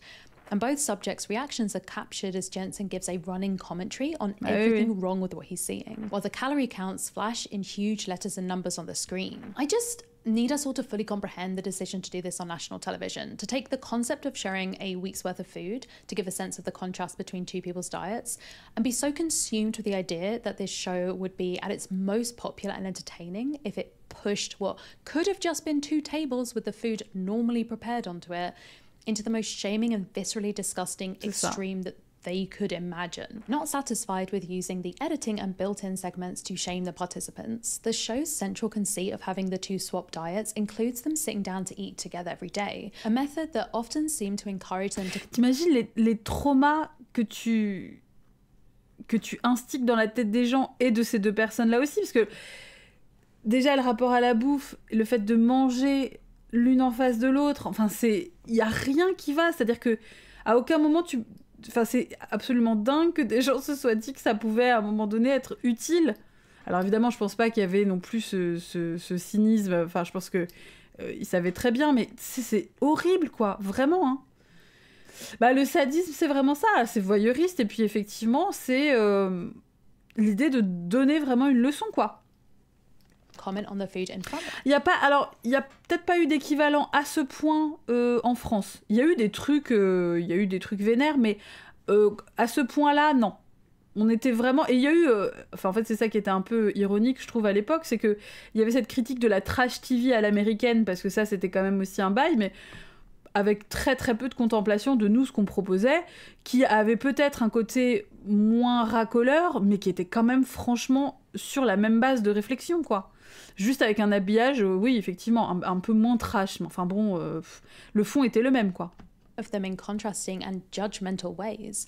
The super skinny person who, let's be honest, often had some form of eating disorder themselves, when confronted with a large portion of food and a crowd watching them trying to eat it, would verbalize their own negative thoughts, but project them onto the other person. Their internal feelings of disgust became comments on how disgusting that other participants' food habits were, and in many ways how disgusting their counterpart was themselves. And crucially, any unhealthy food attitudes expressed to themselves go unchecked on screen. The show positioned the idea of watching as someone with a real fear of food was forced to gag down more than what they are comfortable with, or the other participant essentially starving themselves for a week. It's like fun entertainment. Over the years, the show had a number of parallel segments to this central story of two participants swapping diets. In some, the supersizer was confronted with what the show called Letters from America, film segments of morbidly obese Americans directly addressing them with dire warnings about how miserable and hellish their lives are as fat people. For the women, these often included warnings about how their weight would affect their ability to be a good mother and a good wife. Being fat and being ugly are treated as one and the same by this show. The supersizers need to lose weight to be worthy of their partners or to be able to love them properly. There's also an unmistakable element of classism within many of these segments. One academic paper written about the show pointing out the connection between these elements. The socioeconomic security of the British supersizers contrasts with the precarity of the Americans, displayed through the poverty of mobile homes, unemployment, and disability benefits. This linking of morbid obesity and poverty informs the alarmist imaginings of mothering on the programme. Letting one's children go fat is akin to adopting an anti-aspirational stance and becoming bad citizens. These obesity-focused programs portray working-class parents as ignorant, self-indulgent, irresponsible, in denial, and in dire need of education, such that it becomes the duty of the show and the state to shame them into self-surveillance and discipline. The encouraged humiliation of being in a fat body is compounded by the imagined humiliation of lowered class status and the shame of failing at proper gender too. These methods of shame are seen as justified because they... C'est vraiment la honte, quoi. Ça, c'est vraiment ce que je retire de ces années-là. C'est la honte, quoi. Et c'est un sentiment qui est hyper fort et à aucun moment il y avait quoi que ce soit pour contrebalancer. C'est-à-dire que on pourra quand même dire ce qu'on voudra, que maintenant ça reste la merde aussi, etc. machin, mais il y a quand même beaucoup plus de voix contraires, quoi. C'est-à-dire qu'on peut plus facilement tomber au hasard d'internet sur quelqu'un qui va dire quelque chose de quand même radicalement opposé à ça et qui va pouvoir te proposer quelque chose qui va un petit peu te faire du bien et te rassurer. Alors qu'à l'époque, il n'y avait rien du tout, mais vraiment, il n'y avait pas d'alternative, c'est-à-dire que du coup, il n'y avait même pas la possibilité d'avoir éventuellement un peu l'espoir que c'était pas la seule alternative, c'était ça ou rien. Vraiment, quoi. C'est que... ça rend ouf parce que c'est vraiment difficile de se rappeler à quel point on était seul face à ça et face à énormément de choses, en fait, au final, quoi. Are going to get these people close to possession of a body worthy of respect. The episodes end with the two subjects going away to live their normal lives with personalised eating plans that one journalist, Claire Stevens, has described pretty aptly. What's in the eating plan, you might ask? No one knows. It's never communicated, just that it's personalised with the aim of that person gaining or losing weight. To clarify, we are shown in great detail the wrong way to eat, but the doctor-endorsed right way to eat is private. Ouais, bah voilà, donc c'est exactement ça, c'est-à-dire qu'on nous montre surtout ce qu'il faut pas faire, en plus qui est une erreur, sans jamais donner de solution, quoi. Donc vraiment, ça rend ouf de constater à quel point c'était, de toute façon, tout ce que tu fais, c'est de la merde. Voilà, quoi qu'il arrive, quoi. Ah oui, il y avait des vagues pro-Anna, bien sûr, hein, ouais. Mais ça revient aussi à fond, hein, au final. Par des voix différentes, et voilà, mais les Tumblr qu'il y avait dans tous les sens et tout... Oui, mais c'est ça, Enerol. Et alors, en fait, je pense qu'en plus, l'important, c'est aussi des personnes grosses, pas forcément dans un cadre militant, quoi. Juste des gens qui font des trucs... On en parlait, et c'est marrant parce que du coup, il y a aussi ce truc de crossover avec ce qu'on lisait autour de Virginia Woolf, mais le fait qu'on a besoin de documenter activement des personnes qui ne sont jamais documentées, c'est-à-dire des personnes qui sont invisibilisées. Virginia Woolf, elle le disait notamment sur tout un pan de l'histoire où on ne sait pas ce que faisaient les femmes, et on sait surtout pas ce que faisaient les femmes prolétaires, parce que on avait surtout effectivement des échos potentiellement viteufs de femmes bourgeoises, mais pro-Anna, c'est pro-anorexique. Ouais. Oui, n'hésitez pas, effectivement, s'il y a des termes... Mais ouais. C'était des réseaux entiers pro-anorexiques avec des feed checks, enfin, tu vois, des photos, bref, tout est forum, enfin, un sacré bail, quoi. Et à l'époque, c'était en plus extrêmement encouragé, quoi. Mais c'est ça que Xamine, et tout type de gens, et qui existent dans des trucs pas forcément impressionnants, dans des quotidiens, en fait. Parce que c'est très important, même en termes historiques, de relater ce que les gens font, et dans quel contexte des choses plus importantes, comme des mouvements sociaux, ou des révolutions politiques, ou des trucs comme ça, sont arrivées. C'est-à-dire comment les gens, à cette époque-là, vivaient. comment les gens pensaient, et les gens de toute classe sociale. Et ça, c'est quelque chose qui manque. À l'heure où on a vraiment des réseaux sociaux qui peuvent pourtant documenter ça de façon relativement simple, et ben malgré tout, on a quand même des gens, on est quand même finalement sujet à être sous pression de documenter forcément uniquement des choses captivantes, réussies, impressionnantes, etc. Alors qu'en fait, on s'en bat les couilles. C'est pas ça le quotidien des gens. Personne vit des trucs absolument incroyables tous les jours. C'est pas possible. Mais sauf que c'est important aussi de documenter des trucs plus anodins. Et ça, c'est, je trouve, hyper important à rappeler, quoi. Parce que ça a de la vraie valeur. Bon, déjà parce que c'est ton quotidien, machin. Mais que d'un point de vue historique, c'est essentiel aussi, quoi. Vraiment, hein. C'était dramatique, si, bien sûr, Bantoche. Matin, midi, soir, Bantoche, il lui arrive des trucs qui la dévastent, tout simplement, hein. Mais vraiment, je trouve que c'est là où c'est important. Par exemple, on en parle souvent quand il y a des lives créa, mais c'est important de montrer aussi quand tu te plantes, quand tu crées des trucs et que ça marche pas. Enfin, voilà. Et de montrer le process créatif où tu dis, bah voilà, ça, j'en avais parlé quand je m'étais entraînée en live à faire des nuages. Bah moi, je sais pas dessiner les nuages, bah on va essayer ensemble. Et si ça marche pas la première fois, bah c'est un peu normal en fait, parce que rares sont les choses que tu fais bien du premier coup. Et c'est ok. Et ça, c'est vrai que c'est quelque chose qu'on voit finalement pas tant que ça sur les réseaux, qui nous donne du coup une image de gens qui naissent comme ça, d'un coup avec cette espèce de talent inné qui n'existe pas évidemment. Tout ça, ça fait partie du voir les gens vivre, quoi. Voir les gens se planter et se dire que c'est pas grave, voir les gens se planter et qui trouvent ça grave et que c'est galère, mais qui se remettent aussi, ou qui se remettent pas, mais voir juste les gens vivre, quoi. Et donc là-dedans, évidemment, des gens gros, des gens racisés, des gens handicapés, des gens, quoi, dans toute la multiplicité des gens, c'est pas uniquement des corps conformes aux injonctions, quoi. Donc voilà, ça c'est important. Et à l'époque, bah c'était vraiment pas possible en fait. Il y avait pas... c'est incroyable de voir. Donc on a fait des progrès, mais c'est pas ça encore, quoi. Vraiment, hein. Everything about this show is about making these people suffer, both physically and psychologically, in the name of achieving a perfect weight. Again and again, the show gives us stories of people who are clearly dealing with other issues, toxic generational relationships with food, using starvation as a coping mechanism for other traumas, devastating experiences of self-hatred. Yet the idea of therapy to address these issues is brushed over with the idea that if these people just looked how they were supposed to, it would sort out their problems. And possibly the wildest thing about this show is that they made a kids version where they did the same thing to actual children. Oh putain, je savais pas ça. Je savais pas ça. Enfin... C'est de la maltraitance, en fait. C'est vraiment... C'est littéralement de la maltraitance. Genre, enfin, vraiment. C'est pas possible. C'est vraiment, enfin... Voilà d'où on vient.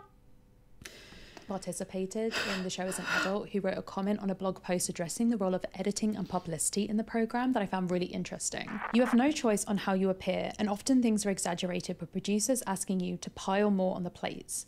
Not only that, but they chop and change your food diary around and also edit it so your days are mixed. The show forwarded a magazine onto us who completely twisted the truth, lied, and frankly humiliated my family and I. I sort of felt betrayed by the show. It might be televised, but it's my life. They also gave the magazine shots of me in my underwear that I was told were private and only for producers and crucial people to see. And at this point, if there are any people still watching thinking, well, obviously it's harsh, but some of these people were unhealthy, right? And this kind of tough love is what these people need to change their ways. I need you to understand that even if we gave this show a huge benefit of the doubt, that it was all about health and helping people and like, the very clear beauty aspect wasn't really a part of it, humiliation and shame as methods of change, they don't even work.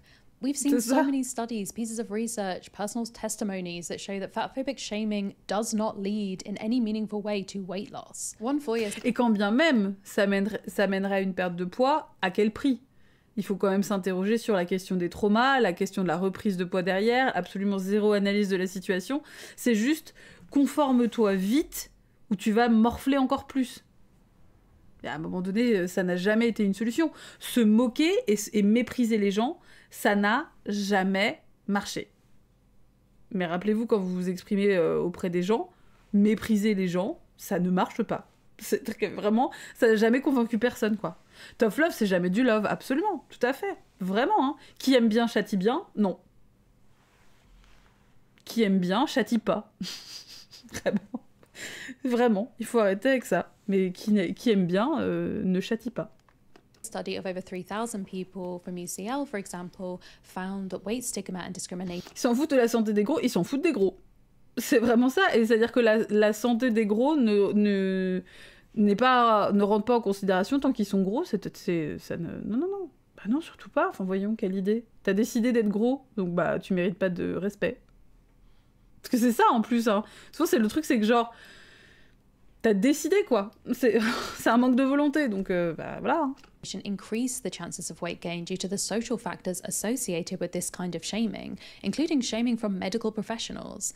Another study of children in the US found, among youths with or at risk for overweight and obesity, weight-based teasing was associated with greater weight and fat gain. Similarly, we see the impact of the show on viewers who are struggling to gain weight. It's become almost a meme in online spaces for those in eating disorder recovery that, far from being an inspirational show for them to improve their relationship with food, Super Size vs Super Skinny became a blueprint for disordered eating. I usually watch it when I'm doing exercises or feel bad if I ate too much, says Sophia, a 16-year-old recovering anorexic who was diagnosed at 14.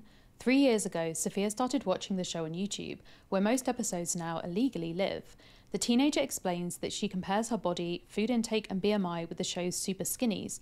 According to guidelines... BMI, c'est l'IMC. On rappelle que l'IMC, évidemment, c'est de la merde. Issued by eating disorder charity Beat, the media should refrain from showing severely emaciated bodies, as the show frequently did. I know that's super toxic and triggering, Sophia admits of her time watching the show. It used to make me want to eat less. These shows' focus on improvement is not a neutral helping hand because it relies on denigrating the original person, their body and their character, shaming other people for their own bodies, which ultimately have nothing to do with you. It's not some public service. It's people projecting their own fears and sense of moral superiority onto others. Fatness, along with perceived ugliness, has long been socially connected to other unrelated negative attributes. Someone who's fat or ugly is also, by association, undisciplined, lazy or unintelligent. We see it in the way that foods themselves are connected to morality, the angelic image of low-fat food versus the naughty, guilty pleasure options. Coupable et coquin. Moi, je préfère manger des trucs coquins. C'est mignon. Merci beaucoup, Fazzy, pour ton 52e mois. C'est le fun du jeudi. Ouais, bah là, bof, le fun, mais merci beaucoup, merci. Aussi, on mange des trucs coquins, on a dit. on veut la bouffe de coquine. Coupable et coquin. Parle-t-on vraiment de nourriture? Veux-tu de ma tartelette coupable et coquine? Le chocolat coupable. La petite tartelette au citron coquine. C'est cochon. Mon régime alimentaire est coupable et coquin. Tu es également coupable et coquine, toi-même, Trimi. Ma lasagne était un peu coupable et coquine. Ça, franchement, c'est trop bien. Personnellement, j'ai envie de dire que ma bouffe n'est que ça. Mes petites barres de céréales le matin avant d'aller au sport, coupable et coquine. Il y a du chocolat dedans. Ah la vache, le nut est coquin, mais bien sûr, coquinette. Ça, c'est la coquinette originelle. Oh, bah, coupable et coquin. For many people who feel the urge to shame and humiliate others for their bodies, there's a feeling of being better than them. Not just looking better, but being a better person. Et alors, il faut aussi, et je sais pas si elle en parlera, c'est pas sûr, parce que ça va être peut-être centré sur ces émissions-là, mais il faut voir comment la même bouffe mangée par une personne grosse et mangée par une personne mince, et ça n'est pas la même nourriture. Vraiment. Une meuf qui rentre dans tous les standards qui mange un burger, Une meuf grosse qui mange un burger, ah! Mais regardez ce qu'elle fait, celle-là. Vraiment, à quel point, tu sais, ça rend ouf. Ça rend ouf, évidemment. C'est un peu la base, en revanche, mais bon, putain... I think ultimately this impulse to shame and humiliate is about fear. Je fais un gros bisou à ma barre, bien sûr. Mais non, mais je l'ai fait moi-même, alors du coup, je suis fière, c'est comme si c'était mes enfants, quoi, vraiment. Hein. Les mukbangs fétichisés chez les minces, ouais, c'est ça. Hein. Et alors, démoniser, mais fétichiser aussi, quand même, aussi chez les personnes grosses. Il y a ces bails-là de feeding et tout sur YouTube, c'est assez vénère. Mais tu pas fétichiser dans le même sens, quoi. Enfin, c'est un bail. Des plats espiègles, galopins et fripons. Oui, mais alors ça, Fiansouk, c'est dans des... Tu sais, dans des brasseries de bobos. Ces termes-là, hein. Ah, on a un cassoulet fripon. Les mecs, vraiment, ils en peuvent plus d'avoir des espèces de synonymes de mots à la con, là. Oh là là, horrible, quoi. People fear what is perceived as ugliness. Audace. They fear being seen as ugly themselves. They want to distance themselves. Ah, mais bien sûr que ça utilise ces termes en vrai, Fiansouk, mais bien sûr. Ah ouais. Mukbang, Albert, c'est des vidéos de gens qui mangent. Alors à la base, c'était, il me semble, une pratique essentiellement coréenne qui consistait en fait à manger face à ta caméra pour que les gens qui mangent aussi aient l'impression de manger avec quelqu'un. Et en fait, maintenant, c'est devenu un peu la course à manger le plus de trucs. Ou alors manger que des trucs bleus, manger que des gâteaux, manger... Voilà. Et donc, c'est vraiment des gens qui mangent. Et donc, ouais,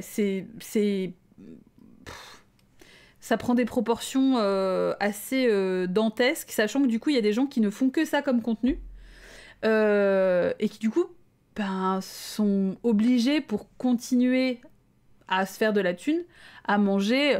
On a le très connu Nicocado Avocado, et évidemment très controversé, parce qu'en plus, depuis, il a perdu du poids. Enfin bon, il y a tout un truc, on va pas partir là-dedans, parce que la vidéo, encore une fois, dure longtemps et que voilà. Mais ouais. Puis bon, il y a certaines créatrices dont on soupçonne qu'elles sont forcées à ça.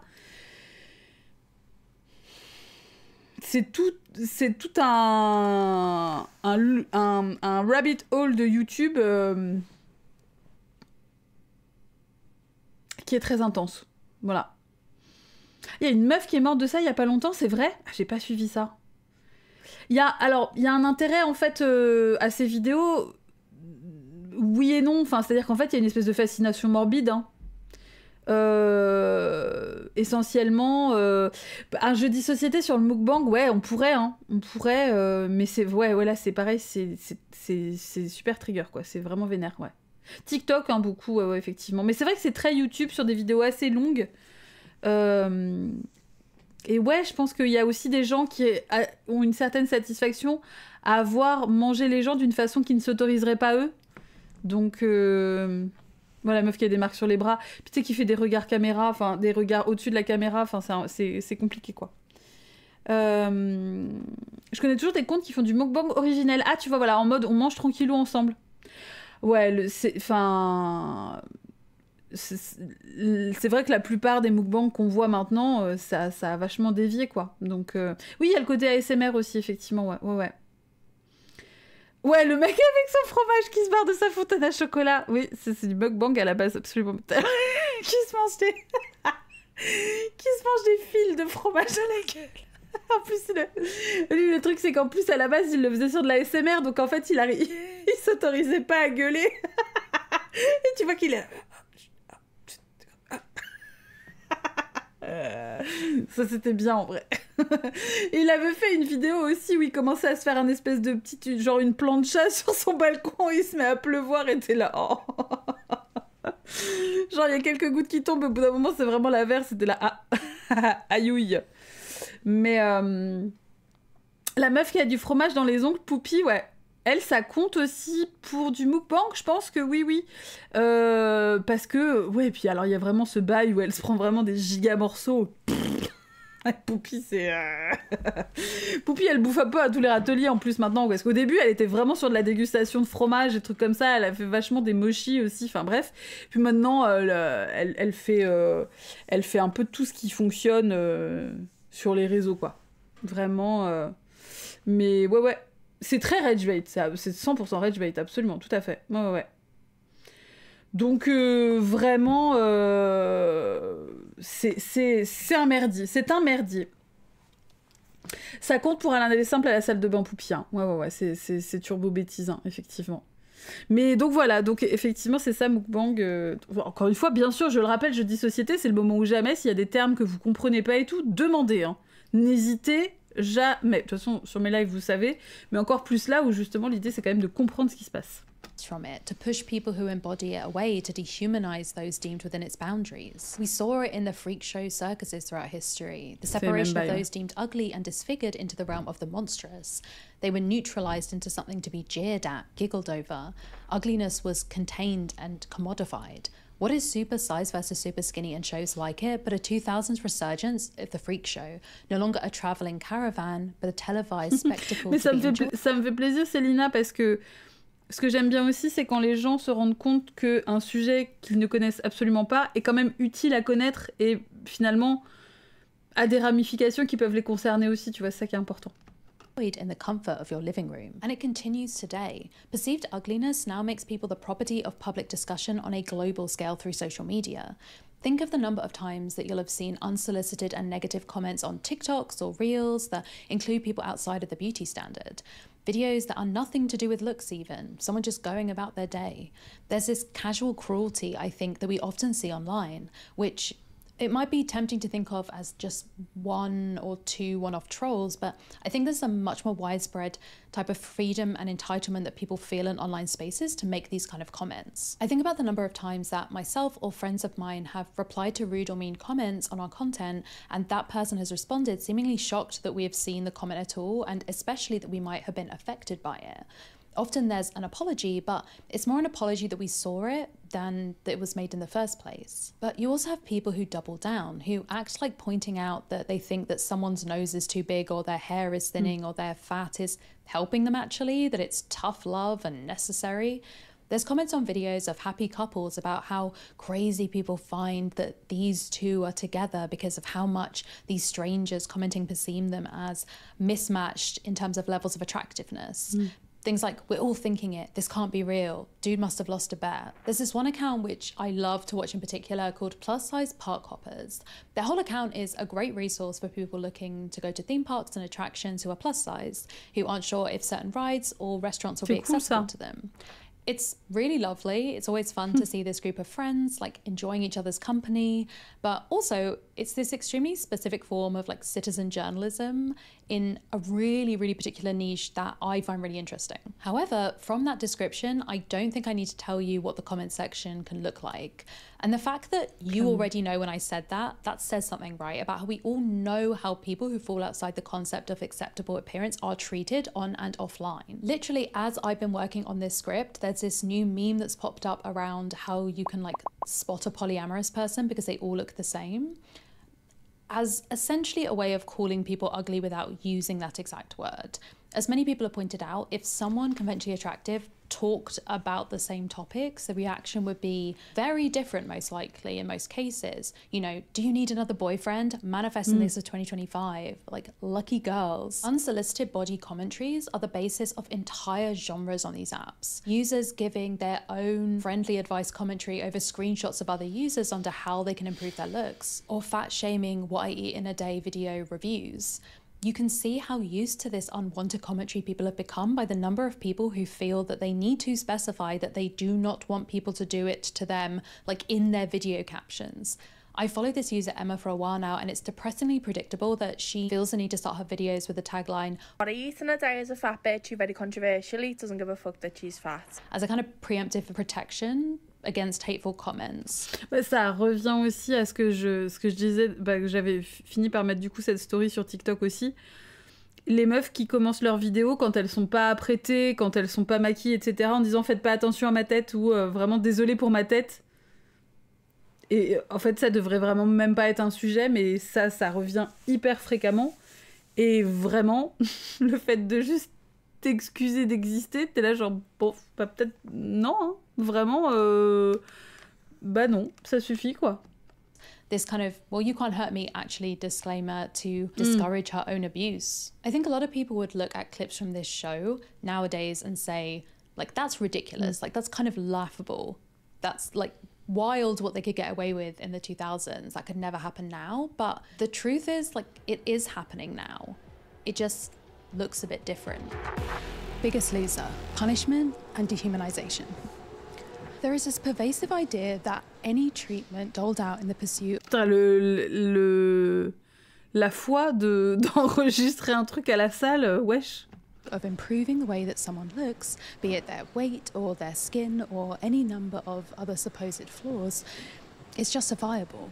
That taunts are just facts, that judgment and criticism are kindness, and that dehumanizing television is entertainment. The Biggest Loser is an 18-season nightmare that seems determined... 18 seasons 18 saisons, quoi. Bah, tu te dis là, évidemment, le truc, il a marché de ouf pour faire 18 saisons. Just about anything.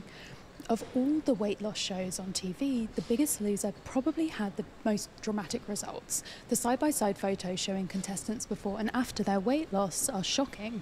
They almost look like two different people. But the show is also known for its cruelty. Trainers force contestants to exercise until they vomit or faint.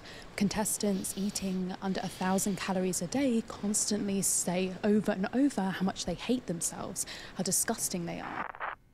I actually don't know how I stumbled across The Biggest Loser, but I think the draw at a horrifically young age, like I'm talking like 10 years old. À 10 ans, mais combien de gens sont tombés là-dessus en étant beaucoup trop jeunes? Mais t'imagines les effets, c'est-à-dire que même sur un adulte, c'est déjà horrible, mais sur un enfant?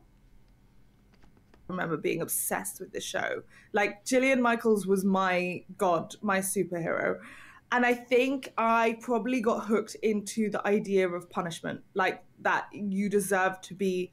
It was the people throwing up in the gym that I remember, and then looking at the people who weren't throwing up in the gym. Émission, l'ultime puceau. Je suis désolée. Je regarderai. Genre l'ultime puceau, je regarde. Non, bien sûr, hein, je m'abonne, hein, j'active la cloche et tout. Non, bien sûr que non. And going, you're not trying hard enough. But when you're watching The Biggest Loser, you're not just watching suffering, you're watching atonement. Fatness in the show is a sinful state. Each episode literally features a temptations challenge in which players must resist unhealthy foods or the opportunity to avoid exercise. Their very bodies are evidence of their past failures, and the show tells us that they need to be reminded of those failures constantly. To be fat is to be bad in so many ways in the world of this show. It's to be sinful, to be lazy, and above all, to be ugly. Now, there are many video essays and articles online breaking down how horrible this show was, but when it was first released, many viewers, like Michelle, felt like the contestants deserved their treatment. C'est ça, en fait. But why? There's this great scene in the UK TV show My Mad Fat Diary, where in a fantasy, the main character Ray unzips her skin and a skinny version of herself steps out of her old fat body. After admiring herself in the mirror, Ray drags her old body down the stairs outside and lights it on fire. This separation between your fat self and your skinny self is quite common in the way that we conceive of body weight. In Shrill, a personal trainer tells... Oui, c'est bien. Moi, j'ai souvent eu des échos comme quoi My Mad Fat Diary, c'était vachement bien. J'ai pas encore... j'ai pas encore essayé. Et il y a combien de saisons? C'est des épisodes de combien? Vendez-moi le truc. Vendez-moi le truc. Dites-moi.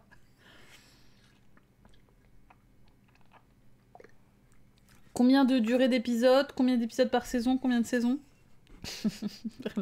Pas beaucoup. Ok. Merci, Alex. 3 saisons, je crois. C'est genre 10 épisodes par saison. Ok. Et des épisodes qui durent combien?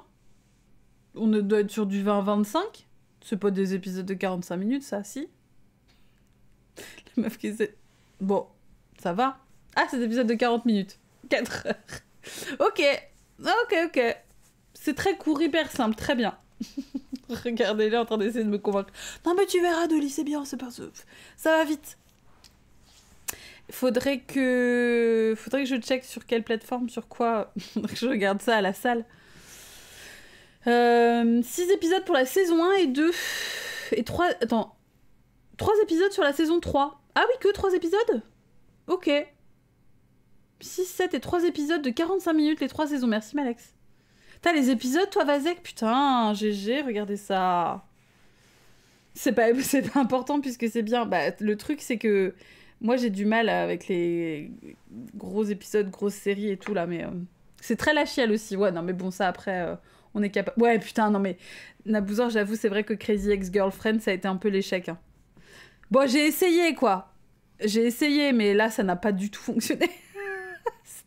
J'étais en colère. Hein. Oh, j'ai pas du tout aimé. Après, c'est pas... si vous kiffez et tout, il y a vraiment zéro sauce.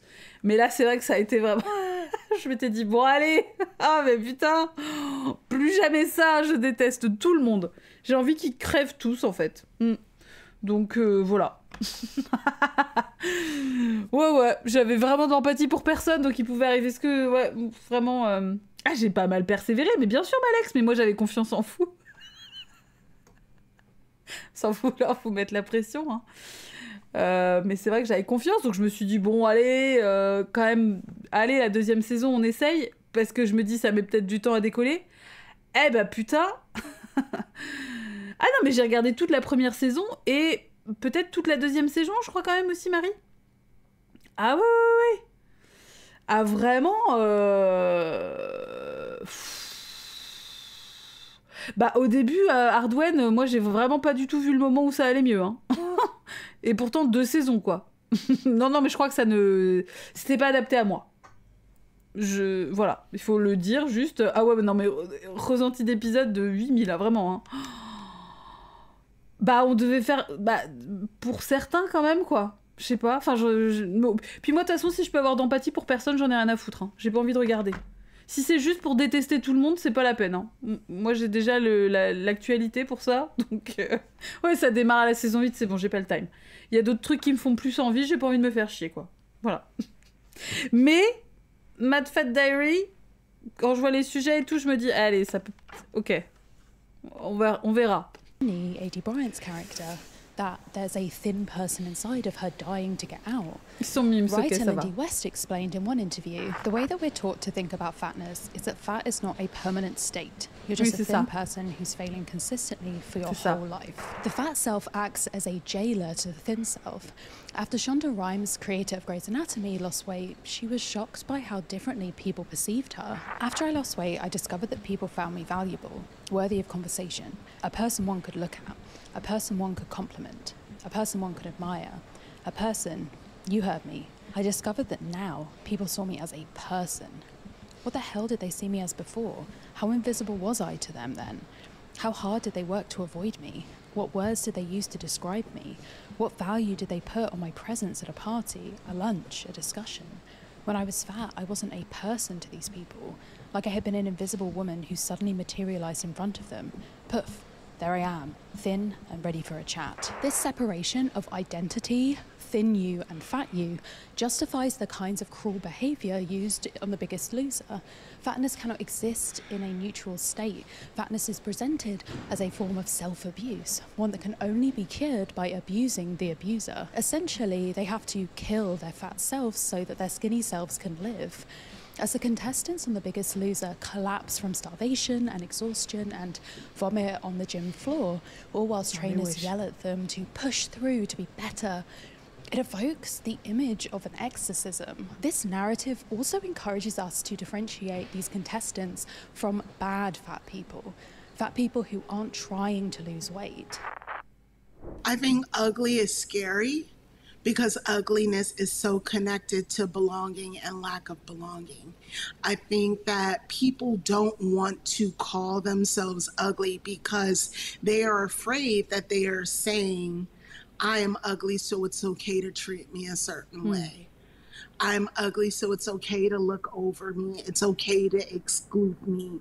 It's okay to not treat me as a member of the community who deserves safety, protection, love, and full existence. It's terrifying. I think ugly is still so moralized. We really equate value, human value, based off of beauty. We hierarchalize people based off of beauty. Nobody wants to be at the bottom of that hierarchy. Nowadays, The Biggest Loser was harmful, actually, is the opposite of a hot take. Former contestants have come forward to discuss the physical and mental abuse that they endured. There are several videos on YouTube where people react to early seasons of the show with horror. But despite this criticism, I think that the ethos of The Biggest Loser lives on. For one, people sure are comfortable talking about strangers' bodies on the internet. If you're fat and have a social media presence, the chances are that you will get comments from people that you do not know about your body, and they won't be positive. Or maybe a stranger will film you at the gym, or maybe someone will take a video that you posted and put it in a fat people cringe compilation on YouTube. The sentiment behind these behaviors is one of disgust. How can someone let themselves get this way? Why are they not fighting to kill their fat self so their skinny self can thrive? Before and after images of extreme weight loss continue to pull numbers on social media, and fitness and diet regimes that create that drastic loss continue to attract participants. Challenges like 75 Hard, a 75-day fitness challenge, have spread like wildfire online. The language around this challenge ties into this idea of...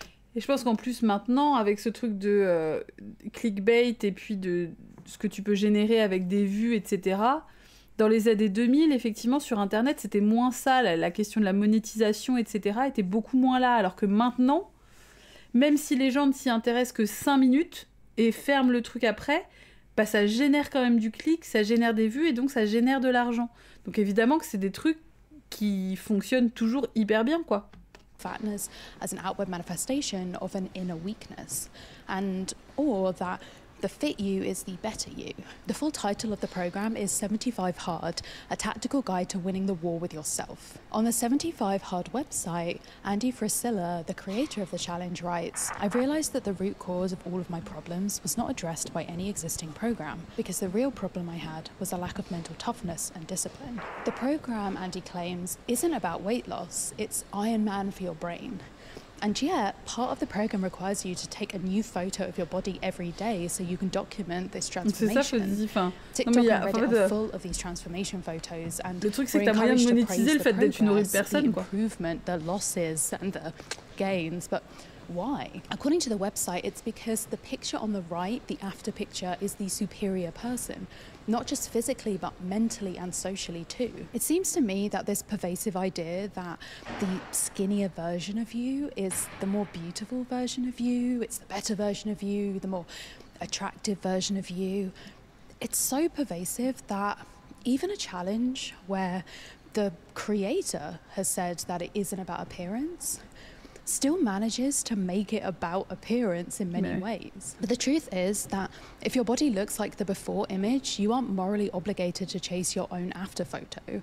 The most ripped version of you isn't a better person than who you are right now. A skinnier version of you doesn't matter more, and a fatter version of you doesn't matter less. And it certainly doesn't mean that you'll make huge strides in your career or learn to be honest with yourself. We need to stop treating ourselves and others like fatness signifies anything other than fatness. We see this same dehumanization tactic used against those perceived as ugly for...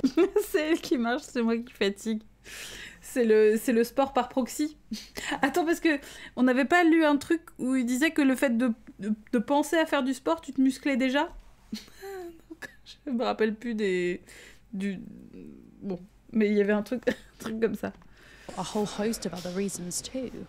People who don't conform to gender norms, for example, especially if they could fit those norms if they wanted to, are also reacted to with the same kind of disgust and fear. I came across this post of Shiloh Jolie while researching for this video. It's a slideshow of pictures of her at different ages. We see her as a younger kid, presenting more like a typical boy of that age with shorter hair at a time when she went by the name John, before getting to the penultimate slide where she's now photographed at an event with long hair and delicate makeup that are kind of like the perfect feminine girl her age might have. But then the final slide shows Shiloh now with a more androgynous look, with a shaved-haired pastel pink dye and no makeup to speak of. I think that the comments demonstrate this dehumanization depressingly well. What is it, they ask? I'm confused. Strangers looking at someone whose gender presentation isn't what they can fit into a neat box. The final slide is ugly to them, a shame or a waste, with the implication being that if Shiloh had kept up the feminine presentation, then the label of ugly would be removed and her treatment would be totally different. even though she is the exact same person in each of those slides. Snog, marry, avoid. Assimilation. The next method that I want to talk about is the trend of limiting or defining beauty in very... Incroyable le papier peint, putain. Waouh. Incroyable le make-up, évidemment, mais incroyable papier peint. Specific ways. Ugliness is therefore expanded to mean anything outside of a constructed norm. It's ugly to be different. It's ugly to refuse to assimilate. The 2000s gave us this idea in televised form with the show Snog, Marry, Avoid, which aired from 2008 to 2013 on BBC Three in the UK. The name sort of gives away the format of the show, but let's walk through... Oui, c'est très maximaliste Sims, ouais, ça j'avoue, ouais. A typical make-up et paillettes de ouf. Enfin, bah là, on coche, hein, évidemment, on coche. Episode, shall we? We're introduced, often in a getting ready montage, to someone that the show deems to be presenting themselves in an ugly or unacceptable way. These contestants are sometimes heavily into an alternative subculture like goth or punk. Other times they are seen as too concerned with the wrong kind of beautification, fake tan and bleach blonde hair, for example, which is derided as fake by the show. So the host of the show greets the contestant and, after a brief chat, sends them off to a fictional make-under robot named Pod. C'est tellement... Oh, putain, mais vrai, tous les chaussures, c'est incroyable. C'est incroyable, ça me replonge... Alors, c'est pas une nostalgie, du coup, je sais pas ce que ce serait... Enfin, parce qu'il y a pas d'attachement, mais bref, c'est... Le bail est ouf. C'est tellement années 2000, mais c'est tout... C'est incroyable. C'est incroyable. Or personal overhaul device, who analyses and comments on the contestant's appearance. Pod's voice is clearly that of a woman, and she pretty much universally condemns the contestants put in front of her. The comments and questions from Pod range from sarcastic to outright insulting, as the camera cuts between multiple shots of the offending contestant, zooming in on their hair, their makeup, and overall outfit. Almost all the contestants are young women, and it is clear from the outset that a lot of the judgment from Pod and therefore the producers of the show is based in how well they conform to an appropriate and mainstream performance of their gender. They can't be too feminine or sexual of their own accord, but they also shouldn't be unattractive or garish. They shouldn't use too much glamour makeup, but they also shouldn't use makeup in acts of artistic self-expression. Pod then shows a clip of the contestant to men on the street, asking them the fateful question, would you snog, marry, or avoid this girl? And tells the contestant her results. The implication being that you want them all to say marry, because that means that you have successfully... C'est vraiment l'idée de... Il faut vraiment que tu plaises à tout le monde.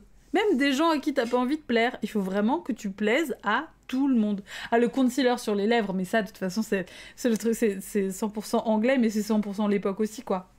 Tu as une personnalité, arrête, mais c'est vraiment ça que ça mine, hein. C'est ouf. Et il y a une meuf qui est une... influenceuse, youtubeuse goth maintenant, qui est genre, elle est casée, je crois qu'elle a un gamin et tout, enfin genre, elle est assez mimes, et elle était passée dans Snog, Marry, Avoid, et avec un ex en plus ultra toxique et tout à l'époque, et donc elle avait parlé de son expérience là-dedans, et c'est marrant parce que du coup, maintenant elle continue à faire des trucs sur internet, mais bon, du coup évidemment un peu différemment, quoi. Performed a desirable but not too promiscuous version of womanhood.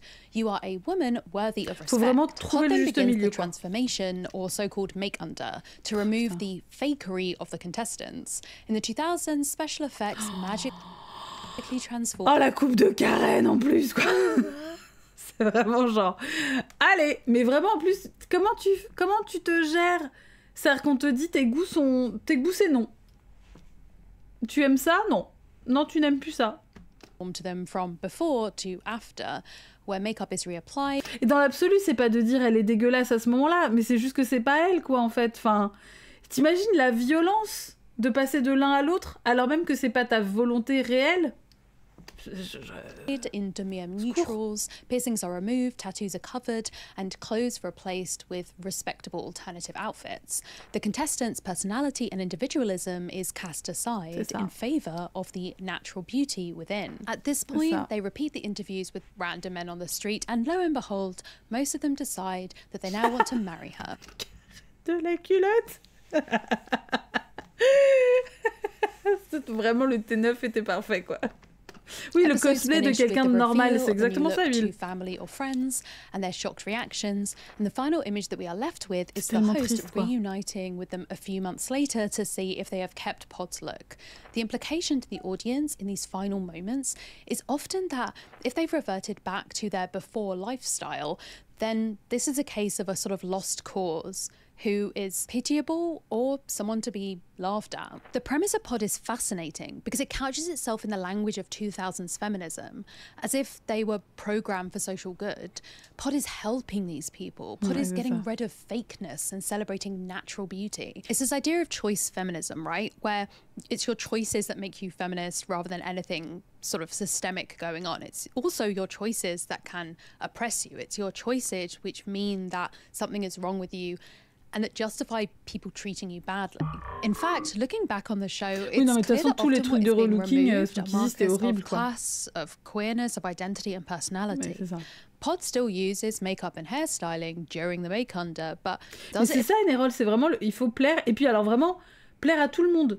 Et potentiellement, en plus, c'est aussi l'idée de ça, c'est est-ce que tu... Par exemple, est-ce que tu as envie de plaire aux hommes? La question se pose pas, il faut que tu plaises aux hommes. Enfin, c'est horrible, quoi. C'est au secours. Au secours. In a way that conforms with white, straight, middle-class ideas of what beauty is and what ugliness is. The class anxiety of the UK is clear in the dreaded accusations of chav against contestants who are seen as too much, attaching the idea of vulgarity and classlessness to their ugly appearance as well as their accent and demeanour. Michelle and I spoke about the ways that shows like this use desirability as a yardstick for beauty and ugliness. In this case, with asking men on the street their thoughts on contestants' bodies as a marker of their success. If we're still focusing on bodies, we're still losing. So yes, you want to believe you're beautiful, you want to look good naked, blah, blah, blah. But actually, I think 90% of women, at least heteronormative women, if you say look good naked, you kind of finish that sentence with for a man. It's like look good naked in the bedroom from the dating lens, which is that attraction can't be that fragile. Because if you look at a long-term relationship, I put in the selfish romantic that my ex-fiance had seen me throwing up after a night out, throwing up after food poisoning, after an eye surgery where I wasn't allowed to shower for 4 days. And if his attraction to me was so fragile, he would have been gone the moment. But then when it comes to dating, we try to like strong arm it and try to make sure they see us as attractive at all times. And actually there's a thing I talk about in my TED Talk where one of my friends wouldn't ever let her boyfriend see her makeup free. And that meant she used to go to the bathroom before he woke up, put her makeup on, and then like sneak back into bed. And it used to make me so heartbroken because I was like, you're actually not letting them see the real you, that like it's still a mask to an extent. And it's things where if you look at, for example, last week I talked on social media about how I went to an event makeup free, and it's taking off a little bit on TikTok, and some of the comments are like horrific. We can see in the examples of women who are constantly trying to construct a sense of beauty and desirability around themselves, the frantic nature of fear at the heart of that endeavour. Because in our society, the stakes around beauty are more than skin deep. Other people's perceptions of the ways... Ah bah oui, bien sûr, Xamine. Oh, ça c'est évident. Après, je pense qu'il y a une nuance entre... un mec qui se barre face à un cancer et un mec qui se barre face à une meuf démaquillée. Enfin, tu vois, les choses sont pas... les deux posent problème, mais je veux dire, là, on parlait vraiment du surface level de la question du maquillage. Par contre, oui, effectivement, la question du care, etc. aussi, c'est un bail, quoi. That you look affect how they treat Mais you. oui, Yet we see with the application of subtle dur, makeup how Pod is enforcing this socially policed lie of naturalness as superior because of its proximity to beauty. Because these make-unders still involve oui, Poupinette, même avec toi, they still parce que bon, avec un mec, c'est encore un peu différent, mais... buying new clothes. Pretty in the world of Pod is a set of skills. It's mastering natural makeup. It's picking the right clothes for your colouring and the shape of your body. It's plucking your eyebrows just enough to flatter your face. It's about making an effort, if the effort is to assimilate into mainstream ideals of respectable female beauty. It's keeping up to date with what is even considered pretty in this time and this moment. As Dr. Julie Shiel explains, to think that how we perceive what is sexy or whom we find attractive is based on rational thought is naive. The primitive brain tends to drive this proverbial bus, but our primitive brain is under constant assault and control by our culture. A journalist with Days magazine spoke to a number of past contestants on the show. Their experiences are depressingly predictable. One contestant, Martha, said that producers chased her for 6 months before she agreed to participate, under the pretense that the program aimed to celebrate individuality. I was so excited going to film, but I came back broken. And then I saw it on TV and was even more broken. A Selfridges makeup artist at the time and now a glamour model, Martha was repeatedly compared to a drag queen by the public. Her make-under was nicknamed Arthur to Martha. They gave me a bob and called me natural, but my hair was full of extensions. They made us all look the same. It wasn't a pleasant experience at all. It hurt my relationship, it made me feel vulnerable, and it completely destroyed my self-esteem. Quel enfer. The experience even pushed her to cosmetic surgery.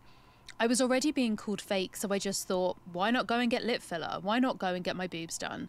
Some of my friends who also went on have had trouble finding employment because of it. It's just awful. Another woman, Emily, told them that she went to the toilet to put her piercings back in and goth makeup back on.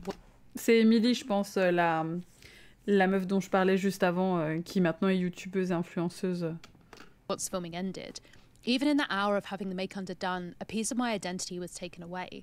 I think that's why I went even more extreme afterwards, because I never wanted to feel like that again. Like Martha, the show was sold to Emily as a celebratory series. I feel sorry for myself when I watch it.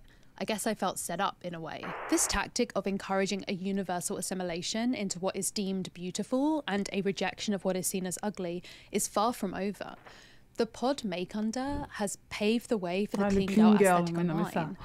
I think we can see in the phenomenon of aesthetics in general, these style-centric surface-level subcultures, a modern menu of types of beauty to be assimilated into. Subcultures which predate this modern trend, like punks or hippies, often had particular clothing and styles associated with them.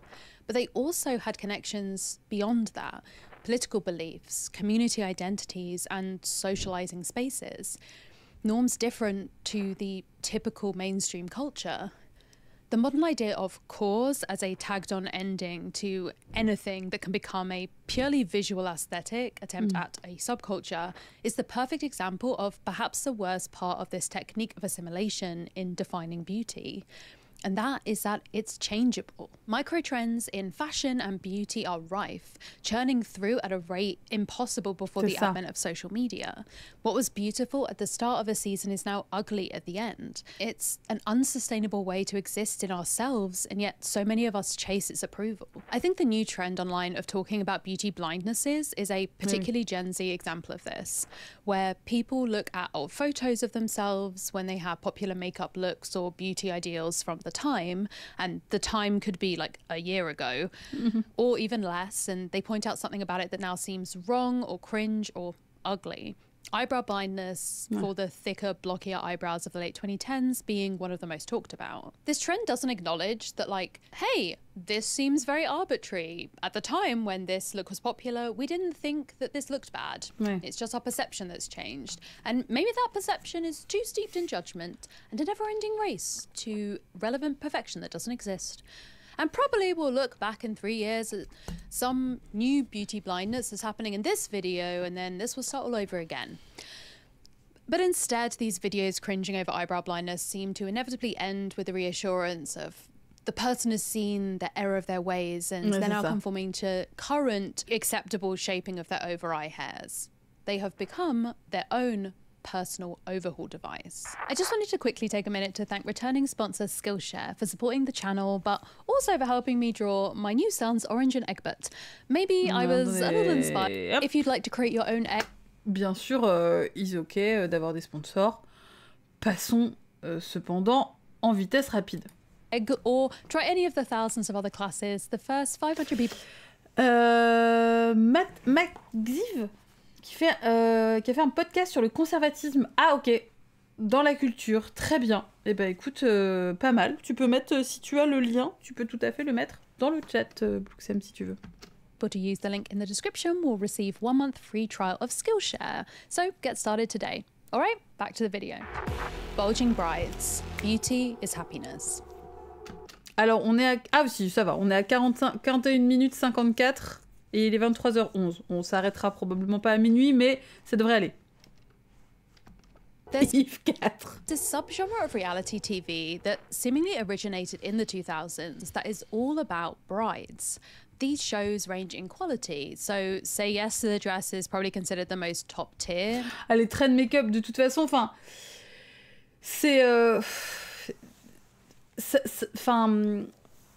Le problème, c'est les injonctions. Le fait qu'il y ait des modes et des tendances, ça, dans l'absolu, c'est pas tant un souci. Enfin, c'est pas tant un souci. Ça dépend comment on les force sur les gens.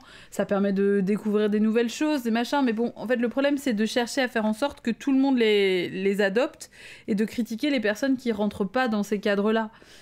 Mais le fait que certaines façons de faire de gens en inspirent d'autres, bon, ça, mais c'est juste que quand c'est forcé pour vendre des produits, ça pose souci. Donc, dans notre saucisse, encore une fois, c'est la merde, quoi. It's junk, but like, in a way that a cute table that you picked off the side of the street is junk.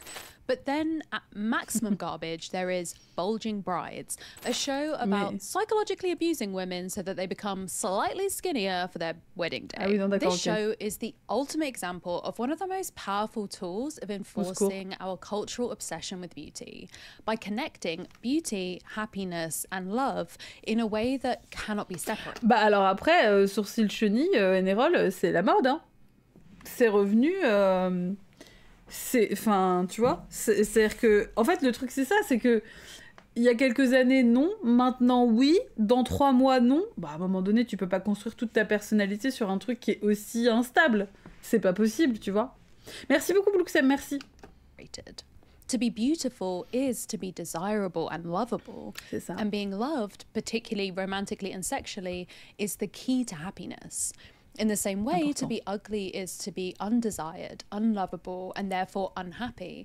It is to be lonely and pitiable. It is to be unworthy of companionship and care. Bulging Brides ran for 3 seasons. Each episode clocks in at about 21 minutes. I watched a number of these episodes of this televised nightmare, and each one was basically the same. They stick to a very rigid format. In the first minute of each show, we meet our bridal protagonist. These brides are often young and rarely above a size 14, but oh no, their wedding dress, it doesn't fit. And their wedding is nearly here. Doesn't fit can range from the wedding dress doesn't zip up all the way to it just doesn't fit the way that the bride wants it to. And objectively, this is a tailoring issue, right? Like, these brides just need to get a tailor to alter the shape to fit the way that they want to, or find a style that's already the right silhouette for them, or, you know, just buy a bigger dress. But the show takes, let's say, a different ethos to this problem. Instead, we get a quick montage of the bride making fun of her own body in the wedding dress, playfully talking about how gross her arms are. Première erreur, le mariage, bien sûr. Or how her belly pudges outwards. And then, at the minute mark, we meet Bah ouais, Nick Labac, en fait, le truc des esthétiques... En fait, ce que je trouve hyper intéressant, ça, on en avait déjà parlé par le passé dans d'autres jeudis société, c'est aussi le fait que les gens ne trouvent plus leur style, enfin, les gens ne savent pas trouver leur style, puisqu'en fait, ils essayent de se plier à toutes les modes qui passent, et qui passent de plus en plus vite, sans jamais réussir à capter vraiment ce qui leur plaît, quoi. Donc du coup, on a une espèce de blob informe qui passe d'un extrême à l'autre, avec jamais des gens qui s'interrogent vraiment si ça leur plaît, qui se disent juste, c'est la tendance, donc c'est ça qu'il faut prendre. Et c'est un vrai souci, parce que c'est devenu un outil pour vendre de plus en plus, mais... Putain, mais Tommy Europe, quoi. Tommy Europe, Tommy Europe.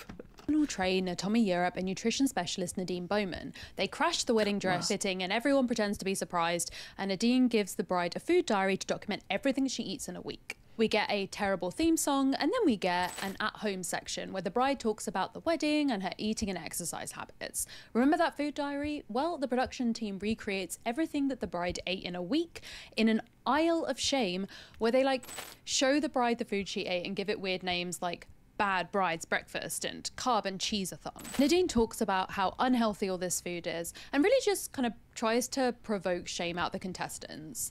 In this one episode, Nadine holds up a bowl of mac and cheese and asks the bride, "What part of your body does this remind you of?" And the bride says, "My butt." In post-production, they've added comical sound effects like, you know, pig oinking noises and screams and yucks. Let's see what else you've been eating. This stop is called the Chinese Chow Down. We've got the deep fried pork That's 360 calories per 1 cup, and you had 2 spring rolls, chow mein, top it all off with a beer, 150 calories. Ay, ay, ay. The shame fest continues with Tommy, who then takes the bride's measurements and weight. He says all of the numbers loudly and with a tone of mild disgust before categorizing the bride's body shape as apple or pear or some other fruit, I guess. I know what you're thinking. How can we make this woman feel worse about herself? Well, after Tommy weighs her, they put her back into the wedding dress where a stylist makes a bunch of passive-aggressive remarks about how the dress doesn't fit, such as, oh, well, that zipper's holding on for dear life. The show specifically uses the language of marriage and weddings throughout this section. Isle of shame, obviously, and having the bride vow to stick with her new diet and workout routine. The woman is essentially marrying herself, or rather the future skinnier version of herself. And we are not even 10 minutes into this episode, my friends. The bride works out with Tommy, who's doling out tough love, and oh no, she's starting to feel good about herself. We can't have that. Wheel in the 2000s Photoshop quickly. In the first 5 years of marriage, women gain on average 15 pounds. And given your current eating patterns, you're on pace to gain 6 pounds a year. Oh. So after 4 years of matrimony, this is what you could look like.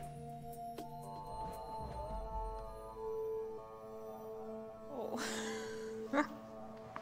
I don't want to look like that. I hate it so much. The bride continues to work out, she gets a weigh-in where they mark her progress, and sometimes it'll be... En plus, je trouve que c'est vraiment ça, c'est l'idée de... que le corps de certaines personnes soit vraiment une menace active, quoi. Soit vraiment un truc de surtout pas ressembler à ça. C'est vraiment surtout pas, c'est vraiment... c'est la menace, quoi. C'est le croque-mitaine. Attention, n'aie surtout pas trop confiance en toi parce qu'on sait jamais. Tu pourrais avoir un gros cul à la fin. Au secours, quoi. Like a fun workout class like capoeira or pole dancing. Maybe the stylist pops up for one last bit of flattering fashion advice. There's a final workout challenge where the fiancé joins the bride and they like run up a hill together. The episode wraps up with a final weigh-in and dress fitting, with the bride, Thomas and Nadine celebrating the slightly smaller body and how much better the wedding dress now looks. We get some before and after pictures and then pictures from the actual wedding where the bride gives voiceover about how she's so happy that she'll get the beautiful happily ever after that she always dreamed of, looking so beautiful on her big day. Every diet ad for Weight Watchers or Slimming World like ends with, and then I got married. I was single and then I got married. Like, it's not overtly said, sometimes it is with at the ending, but like it's not overtly said that the singleness is associated with the fatness and the thinness is associated with the marriage. I don't know if you know about anything that happened in my personal life, but do you know how many comments I got this year saying, well, it's because you're fat, like that my fiance cheated on me? That's funny. I'm a size 20 now. I was a size 20 when I matched with him on a dating app. So, and he didn't cheat on me for the first 2.5 years. So it definitely wasn't my weight. Like, you deserve to be cheated on because you didn't put enough effort. You let yourself go because they've made an assumption my weight has changed. And of course he wasn't sexually satisfied or attracted to you. I think it is so easy to dismiss this show as ridiculous and fatphobic and unhealthy, but let's take a moment and focus on these brides. Like, why do they want to lose weight? Because the brides in Bulging Brides have found a partner. They are engaged. They want to spend the rest of their lives with them. Many of them are already like conventionally attractive and straight sized to the outside eye. They have the social connection that beauty seems to promise. And still they have this kind of like bridal dysmorphia, like a mismatch between how they perceive how they should look as a bride and then their actual physical appearance. This then contributes to a dissatisfaction with their personal narrative of happiness. There's a lot of overlap in how the different brides in these episodes speak about their bodies in relation to marriage. A lot of them say some version of like, I've been fantasizing about my wedding day since I was a kid, and in my fantasies I don't look how I look now. Brides are supposed to be beautiful on their wedding day. Et puis c'est le plus beau jour de ta vie, tout le monde va te prendre en photo dans tous les sens. C'est un truc où tu... Enfin, et là c'est pareil, enfin je veux dire, c'est pas possible. Et le fait que les meufs se mettent ce poids-là sur le jour du mariage, alors que les mecs ils font des blagues derrière en disant « attention, la corde au cou, le boulet au pied, MDR ». Enfin, le double standard, il rend ouf en fait. À quel point les mecs ils voient le mariage comme une punition, alors que mec en fait si t'as pas envie de te marier bah tu te casses, enfin je veux dire il y a un moment donné faut arrêter. Et à quel point les meufs se mettent la pression, bah il faut absolument à tout prix que j'ai l'air la plus belle possible, mais évidemment en réaction à un mec qui de toute façon déjà fait comprendre qu'il veut pas être là quoi. Leur t-shirt game over. Non mais même tu sais les petits personnages en haut des pièces montées, avec genre la meuf qui traîne le gars par le pied. Au secours.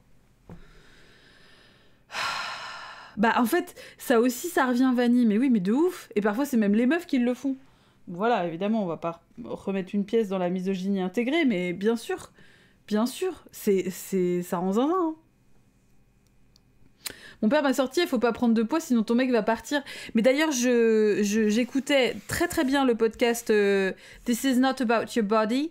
Si jamais vous écoutez l'anglais, parce que ce n'est que en anglais, et dedans, il y avait un épisode où en fait, elle disait qu'elle avait une cliente, parce que du coup, c'est une nana qui bosse justement avec des gens sur leur rapport au corps, etc. et tout, et une nana qui disait que elle avait fini par larguer son mec parce qu'en gros, il l'aimait trop, enfin, et qu'en fait, il l'acceptait tout le temps, et qu'elle avait peur que comme il l'acceptait tout le temps, il allait pas suffisamment lui faire comprendre qu'il fallait pas qu'elle qu'il fallait pas qu'elle gagne de poids. Et qu'en gros, elle avait peur qu'avec un mec trop tolérant, elle se laisse aller. Donc elle avait besoin, en fait, d'un gars qui lui faisait activement peur de prendre du poids et qui la mettait dans un état d'insécurité. Enfin, l'épisode est hyper intéressant parce que du coup, il y a toute une déconstruction de ça. Vraiment, je vous recommande vraiment le podcast. C'est Chérine qui en parlait dans un live il y a pas longtemps et tout, donc elle a mis le lien sur le Discord si jamais vous le retrouvez. Mais c'est hyper intéressant à quel point les interstices et le côté flic, en fait, tu vois, les extrémités que ça prend, enfin c'est... Et en fait, la façon dont elle l'expliquait rendait le truc... Enfin, c'est pas logique, mais tu vois, il y avait vraiment ce truc où... Bah effectivement, quel merdier. Et c'est difficile de se rendre compte de ça seul, en fait, tu vois. Vraiment dire, attention, m'accepte pas trop, parce que ça veut dire qu'à ce moment-là, je vais plus faire suffisamment attention à moi. Et donc ça prouve bien, en effet, que faire attention, c'est vraiment surtout par peur de ne pas être accepté, de ne pas être aimé, et de ne pas avoir la valeur qu'on pense qu'on mérite. Enfin bref. Voilà, donc vraiment... je vous invite, il y a aussi tout un épisode où elle explique la raison pour laquelle elle ne félicite évidemment jamais les gens sur la perte de poids. Bon, il y a des trucs évidents, mais elle dit des choses qui sont très intéressantes aussi sur le fait que même quelqu'un qui l'a fait pour des raisons de santé, elle essaye de trouver une façon, une autre chose à féliciter, quoi. Mais certainement pas, effectivement, strictement la perte de poids en elle-même. Et c'est vraiment intéressant parce qu'elle développe vraiment là-dessus. Et bon, voilà, bref, le podcast est très intéressant. Donc, n'hésitez surtout jamais à l'écouter si jamais vous écoutez l'anglais, bien sûr. Most beautiful they'll ever look. Why... Et c'est pas... Enfin, il n'y a pas de musique de fond. C'est vraiment juste, elle parle face à son micro. Et voilà, elle a fait un TED Talk aussi que j'ai pas encore regardé. Mais elle parle aussi de son rapport à son propre corps. Parce qu'en fait, elle était... prof de sport avant ça, donc c'est un domaine qu'elle a connu et elle a aussi déconstruit son rapport à son propre corps à elle aussi. Il y a tout un truc où, enfin voilà, il y a une espèce d'honnêteté intellectuelle que je trouve vraiment intéressante en plus. Don't I look like I want to? There has to be more. I have to be more. Whether the idea that ugliness stops you from finding love is true or not doesn't really seem to matter, because we're fed the idea over and over, and it's something that you are meant to overcome as part of your own story or narrative of happiness. A makeover scene is like the rising action of the plot to the finale of the wedding. It's the Cinderella story, and skipping it means that you never get to self-actualize. You just look like your plain old self on the day of your wedding, the culmination of your narrative. What does that mean for the story of your life? Bulging Brides offers a narrative of self-empowerment with beauty as the reward. In aspiring towards beauty, brides have to overcome a series of physical challenges that really symbolize their personal challenges. Many brides categorize themselves as lazy and undisciplined. Nadine and Thomas act as tough love fairy godmothers who use shame instead of magic to help you take control of your appearance by taking back control of your life. Beauty is a sign that you respect yourself and that the world should respect you too. You're a fully realized character, baby. You're powerful. It helps us feel powerful. It helps us feel like we have some control. We're doing everything right. But the idea that beauty will keep you safe, that heterosexuality will keep you safe, that being cis or being able-bodied will keep you safe is very much a lie. Ugliness is not the villainy. It's not the villain. It is patriarchy that is the villain. It is oppression that is the villain. But patriarchy is in power. Oppressive ideology is in power. Financial power, cultural power, media power, systemic power. And that is very hard to combat, especially when it's so many systems that all work together, so many layers and levels. We can't control it. So we think, what can we control? We can control our face and our body. In the essay Leisure Bar. Et encore une fois, dans cette idée d'individualisme dont on parlait justement avec politiser le bien-être. C'est vraiment, on est responsable de ça, quoi. Ah, le capitalisme, c'est ce qu'elle disait, de toute façon. Kale, the tyranny of the ideal woman, Gia Tolentino writes, women are genuinely trapped at the intersection of capitalism and patriarchy, two systems that, at their extremes, ensure that individual success comes at the expense of collective morality. And yet, there is enormous pleasure in individual success. It can feel like license and agency to approach an ideal, to find yourself in a good picture on your wedding day, in a flash of identical movement, exemplifying a prototype. There are rewards for succeeding under capitalism and patriarchy. There are rewards even for being willing to work on its terms. There are nothing but rewards at the surface level. The trap looks beautiful. It's well lit. It welcomes you in. It's a powerful message to impress upon people that their outward appearance, which they have very little control over, might be something which keeps them from true happiness. That fear is very real and understandable and seems to be as rampant now as it was in my youth. The comments on this video are so sad. Like, people talking about how they've cried themselves to sleep at the thought of being unlovable because of how they look. There's a power to reaching these beauty standards. To some women, it feels like it's the only true power that they have access to. But it's a false idea of power. It has an expiration date and hard limits, and not everyone has access to it in the first place. Women who don't come close to the physical ideal, who are more than a few centimeters away from fitting into a tiny white dress, can face immense judgment. In the Maintenance Phase podcast episode on Oprah Winfrey, Aubrey Gordon mentions that Oprah faced a lot of skepticism over her relationship with her partner Stedman. Magazine speculated that he only wanted to be with her for her money because he couldn't possibly be in love with a fat woman. Every few years, images of Pierce Brosnan and his wife Keely Shea Smith will go viral. Brosnan will get praise for sticking with his wife throughout her weight gain, implying that Keely's weight gain is a marital obstacle. And anytime a non-skinny woman gets with a cute guy on TV, the whole world loses them. Rappelez-vous aussi la meuf de Keanu Reeves qui a des cheveux blancs et ils sont là en mode oh là là, regardez, incroyable. Son âge ne le rebute pas. Pardon? Comment ça? Allô? J'ai pas le... Non, je passe sous un pont. Vraiment, quoi. Ils ont que 70 différents... Non, mais ça rend ouf. Hein. De toute façon, bon, le bail cheveux gris vieillesse, ça c'est bon, un autre truc, mais... Au secours, quoi. Au secours. The last season of Bridgerton created think pieces like, are we ready for mixed weight relationships? Mixed weight relationship. Mixed weight. Bon, bref. And in Girls, when the... J'ai une rêve ultra obscure type Stéphane Bern en tête sur le même sujet. Le même sujet de quoi? De quoi? Ah, de la personne avec qui il est? Mais Il y avait un truc dégueu avec la meuf de Daniel Radcliffe aussi. Ah, je vois pas, je sais pas qui est sa meuf à Daniel Radcliffe. Dunham's character hooks up with a hot older guy, people criticised her for writing unrealistic plot lines. We can see this attitude projected onto those considered unattractive on social media as well.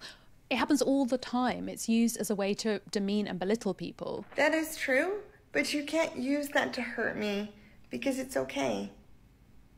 Really, if you're trying to hurt me, you didn't succeed. Because if you don't have somebody who's attracted to you, then what's the point of you? 10 years younger, the extremes of surgery. The final... Le grand-duc du Luxembourg, qui est praised car sa femme a grossi, alors qu'elle a eu 5 gosses en peu de temps. Ah oui, qui est praised, genre... Ah oui, non mais d'accord, c'était une ref type Stéphane... Ok, d'accord, parce que je pensais que tu... Je pensais que c'était vraiment sur Stéphane Bern qui se tape quelqu'un, quoi. Enfin, parce que je crois qu'il est effectivement en couple, de toute façon, mais... Ok, mais c'était dans l'idée de... Ok, très bien. Ok, j'ai... method that I found in these 2000 shows is the normalization of extreme... Ça a pas marché, Marie-Feu. Il faut pas faire une phrase, faut vraiment juste sortir le point d'exclamation société. Bien sûr que de toute façon, je vous le rappelle, la vidéo sera linkée sur le Discord. Measures to combat any possible sign of perceived ugliness, particularly the rise of surgery and clinical procedures. 10 years younger is the blueprint for this rise. A British show that began in 2004, it aimed to make someone look 10 years younger in just 10 days. Bern a grossi après avoir eu 5 enfants. Le reveal que personne attendait. Every episode of the show begins with the customary 2000 snarky narrator commenting on the life and appearance of the episode participant, while staged footage of them plays as a visual. Qu'est-ce qui branle le petit? Ah oui. Tu fais tes griffes, mamito? Bah ouais, super. Bah ouais. Tu peux aller manger si tu veux. Ok. Bon, let's go. This might involve them pouring themselves a large measure of alcohol, coughing while smoking, or binging on fast food. The editing plays up each dismembered feature that's a source of insecurity for this person, zooming in on cricket. Oui, l'actrice de Crazy Ex, on en parlait de Crazy Ex-Girlfriend tout à l'heure. Sujet sensible. Sujet sensible. Alors qu'en fait, elle devrait juste être critiquée parce qu'elle est pro-Israël, mais bon, bah ça, qu'est-ce que vous voulez que je vous dise? In a world. Teeth or wrinkles, and cutting to interviews with the participant about how awful they make them look and feel. They then transition into the very scientific method of getting the participant to stand out in public and have 100 strangers guess their age. They just have to stand there while the producer and camera person conduct mini interviews with passers-by who give their guess and explain why. The edit...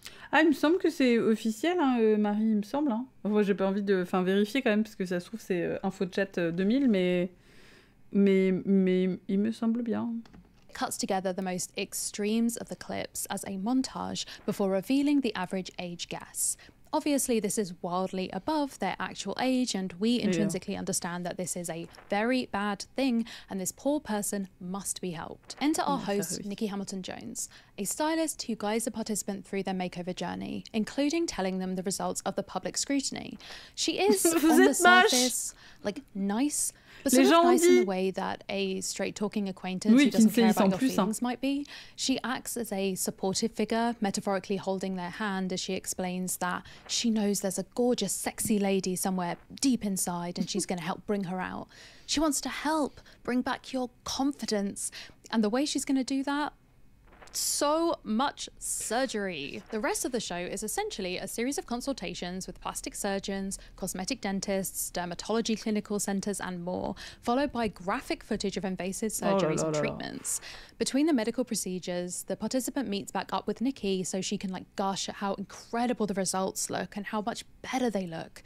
Alongside this are additional meetings with hairdressers and makeup artists to finish up the transformation. And of course, Nikki provides her own style makeover too. Nikki's makeovers are a lot of her smiling while negging the participants, honestly. She'll look at the person in the mirror and giggle and ask, "Now, why are you wearing this sack?" Always pulling at their clothes and tightening them to their figure and telling them that they have a fantastic bum that they should show off. There's so many implications that come across in these segments, where Nikki will describe the person's clothes with this disappointed tone as... Non mais Baobab, il y a ça aussi, hein, effectivement. On en avait parlé, mais Je suis désolée, j'ai un truc sur ma lunette, là. Ça suffit, enfin voyons. le fait que les gens s'étonnent que Avril Lavigne fasse jeune pour son âge, était là genre, bah non en fait, c'est juste que vous savez pas du tout à quoi ressemble une meuf au-delà de 30 ans, vraiment gigamax. Je suis désolée Nérol, Cordula c'est banword ici, hein. Ouais. Non mais je vais pas autoriser parce que j'ai vraiment pas envie qu'on parle d'elle. Bon bah le sujet, bon voilà, mais ouais, c'est pour ça. Je suis désolée. Mais voilà, Christina Cordula c'est non. Il est hors de question que je réautorise son blaze. Like matronly or baggy and saggy.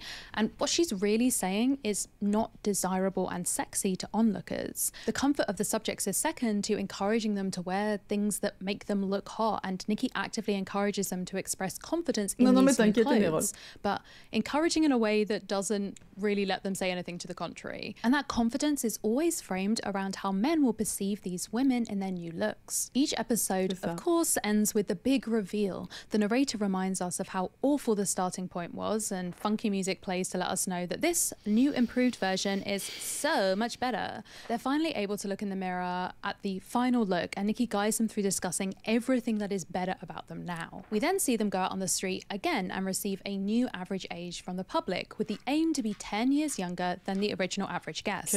Elle ressemble à Anastasia. I'm love, let me free. Elle ressemble, oui, on se pense que c'est blonde avec les lunettes, bon voilà quoi. This time, Nikki is there with the participant talking directly to the public, giving a more human aspect to the previous guessing game, where the participant would stand some ways off. She then reveals the results, and almost always to great success and shock. Finally, the makeover is... C'est le fait que les gens l'applaudissent. Oh super, tu es bonne maintenant. En fait, c'est lunaire quoi. C'est vraiment... C'est chaud. Ouais, les lunettes, mais les cheveux aussi. Hein. C'est vraiment genre, ouais, génial. Congratulations. Revealed to friends and family, who were all interviewed about how amazing and sexy this person now is. The sources of people's ugliness know no limits in this show. In some episodes, we have participants getting weight loss surgery because the size and shape of their body is too ugly. In others, the issue is the female participant being too masculine because that's ugly as well. In the 6th episode of Series 4, for example, our ever-supportive host begins the star makeover segment by telling the participant, I mean, I often meet people who wear bad clothes, but it's not often I meet someone who wears men's clothes. Ah, puis le ton est dégueulasse, quoi. Queer Eye, moi, je suis pas. J'ai vraiment pas suffisamment regardé. J'ai dû regarder 1 ou 2 épisodes. Alors, d'apparence, ça avait l'air plus wholesome, mais je sais que pour la plupart, ils peuvent plus se blairer maintenant. Donc bon, il y a un côté... un peu fake quoi là-dedans, mais bon, c'est men's clothes have pockets, bah oui. Embarrassing. 26 minutes in, we see a new outfit that is so aggressively about what is fashionable in that one moment of women's fashion, as if it's an objective truth of beauty instilled into this woman. I spoke at length in my last video about the white supremacist ideals apparent in many plastic surgery trends over the years, and these are tacitly apparent in this show too. The show originally ran up until 2010, but was rebooted in 2020 with a new presenter, but not necessarily a new attitude. Although many people online seem to perceive the new version as like nicer than in the 2000s, I honestly don't. Encore une fois, c'est une question d'enrobage, quoi. C'est vraiment ça. C'est une question d'enrobage. Du coup, 2020, on imagine qu'il va y avoir un vocabulaire et une approche dont on peut moins se méfier, mais c'est la même merde, quoi. See that much of a difference at the heart. To quote new host Cherry Healy directly from her own intro on the show, while some people are blessed with amazing genes, most of us need a helping hand to look and feel good. The show is the same rough format, with this same idea of looking good and feeling good being intrinsically linked, including the idea that signs of aging are inherently bad and that outside interventions are totally normal, even expected things to consider. And the concept seems to be maybe even more about how exciting all these new treatments and machines are. all the modern ways that we can alter our flawed genetics to attain what is considered beauty in that moment. One review when the reboot first aired explained the main difference from the old show. Much is made of the fact that the cosmetic interventions are now non-surgical, but non-surgical does not exclude all manner of injections, plumps and peels, not to mention credulous claims made for an algae face mask that should raise eyebrows, Botox allowing. At one point, Sarah is semi-scolded by the cosmetic physician for being very naturally expressive, and that's what's causing the lines. Good tip there, ladies. If you want to stay forever young, simply avoid expressing any human emotion. I watched so many episodes and clips of this show while researching for this video, and I quickly noticed something. There are, as far as I'm aware, no people of colour in the first 5 seasons of the show as contestants. I did find a couple of examples and episodes after the show was rebooted in 2020. One was this woman, Myra. I found it very interesting how they dealt with balancing the mainstream white-centric beauty standards with non-white participants. During Myra's hair makeover, she talks about how every morning I apologise to my husband about her natural hair as a black woman, insisting I hadn't considered myself as beautiful. When talking about what she wants for her new style, she says, I want to look professional, powerful. And the hairdresser immediately interprets that as, we're talking super slick. The show immediately and unquestioningly leans into this narrow view of what beauty even is. Even when participants... C'est marrant parce que du coup ça fait quand même directement référence à Bad Hair qu'on a débriefé dimanche dernier. Vraiment, si vous l'avez pas vu, Bad Hair, il est vraiment, vraiment super intéressant. Bah c'est Bad Hair ou quoi? Bah c'est ça Camembert. Voilà. All over again. Vous avez vu comment tous mes streams sont interconnectés? Un énorme cerveau. Un énorme cerveau. La meuf n'arrête jamais. Bah, putain, c'est ouf. Are permitted to engage with these biases. Il y a eu exactement ça dans un épisode de Quoi, bah tu vois qu'au final, dismissed by the hosts or expert guests on the show. Another participant, for example, explained, being a woman of colour, it makes it more difficult knowing what tones to use. When discussing her uncertainty around makeup, the response? Makeup is for everyone. There are shades for everyone. The link between youth and beauty is nothing new. But I'd argue that the expectation to act on this link is higher than ever online. Cosmetic surgery is definitely more normalised than it was even when these shows were airing, with catchy names for new types of procedure, for new types of perfection, from... Ah, le buccal fat removal. Ça, c'est le truc quand on enlève le gras à l'intérieur de tes joues. À l'intérieur... On te rabote l'intérieur de... Bon... Allez, niquez-vous. BBLs to box size surgery. The market to reverse visible aging specifically has grown at a remarkable speed. According to data gathering and visualization site Statista, the global market for anti-aging products was valued at around $47 billion in 2023 and is expected to increase to nearly $80 billion by the beginning of the next decade. This market includes topical products that we're used to, like anti-aging eye creams, but also all kinds of gadgets to prevent wrinkle formation or which claim to stave off jowls, and of course the rise of preventative cosmetic procedures too. Prevention Botox and filler being 2 of the most seemingly widespread right now. Where before Botox was reserved for those already in middle age at least, there are now countless examples of young Gen Z creators posting about their Botox routines and future plans to ensure that they stay looking as young as possible for as long as possible. Because aging is ugly and ugliness is to be feared. There is something so deeply unsettling but utterly telling about the focus on these early preventative measures being specifically for the aesthetics of youth. It doesn't feel like this is truly anti-aging, it's anti-looking old. These are all methods of preventing the outward appearance of getting older, but nothing to do with the mental, physical, or health-related aspects of aging, which is surely more important and impactful. There are so many posts and videos online discussing how people can make themselves look better that will throw out, like, dye your hair a more flattering shade, alongside get filler to balance your mouth shape, or a rhinoplasty will correct your nose size in relation to your other features really well. Requiring surgery to be considered beautiful is capitalism at its most dystopian. It's hardly a hot take at this point to say that along with 2000s fashion, 2000s body issues are making a resurgence. I mean, it makes sense. In the 2000s, the thin body was the fashion more than the clothes themselves. Red carpets were chock full of ultra... On veut plus ça. Un micro-influenceur Insta qui se lançait en muscu Et commencer direct les stéroïdes pour avoir des résultats plus vite. Il avait même pas 20 ans. Non mais t'imagines? Mais bon. Après, vous avez le droit d'aimer ça, mais juste, on veut plus ça que ce soit partout. on veut pouvoir avoir éventuellement des jeans qui remontent jusqu'au nombril, s'il vous plaît. Voilà. Certaines personnes n'ont pas forcément envie que cette partie-là soit en permanence à l'air. Ni la reine ni la chatte. Laissez-nous, c'est bon. À un moment donné, ça, on a donné. On n'a pas eu le choix. Maintenant, laissez-nous le choix. Low-rise jeans and heroin chic silhouettes. Merci Vazek, je sais que je peux compter sur toi là-dessus. Tu veux ma césarienne? Mais du coup, héroïne chic, effectivement, elle en a parlé. Et ben, ça, c'est non. Ouais. Le nombril aime avoir chaud, bien sûr. Disons qu'en tout cas, on veut montrer son nombril avec consentement. Voilà. Et la cystite, évidemment. Being worthy of these spaces meant for the height of fashion, because the clothes weren't what was really on show. Trend cycles, what is in fashion or not, used to be years apart. With the rise of micro-trends, online niches and fashion influencers on sites that encourage new posts multiple times a day, the trend cycle has shrunk massively.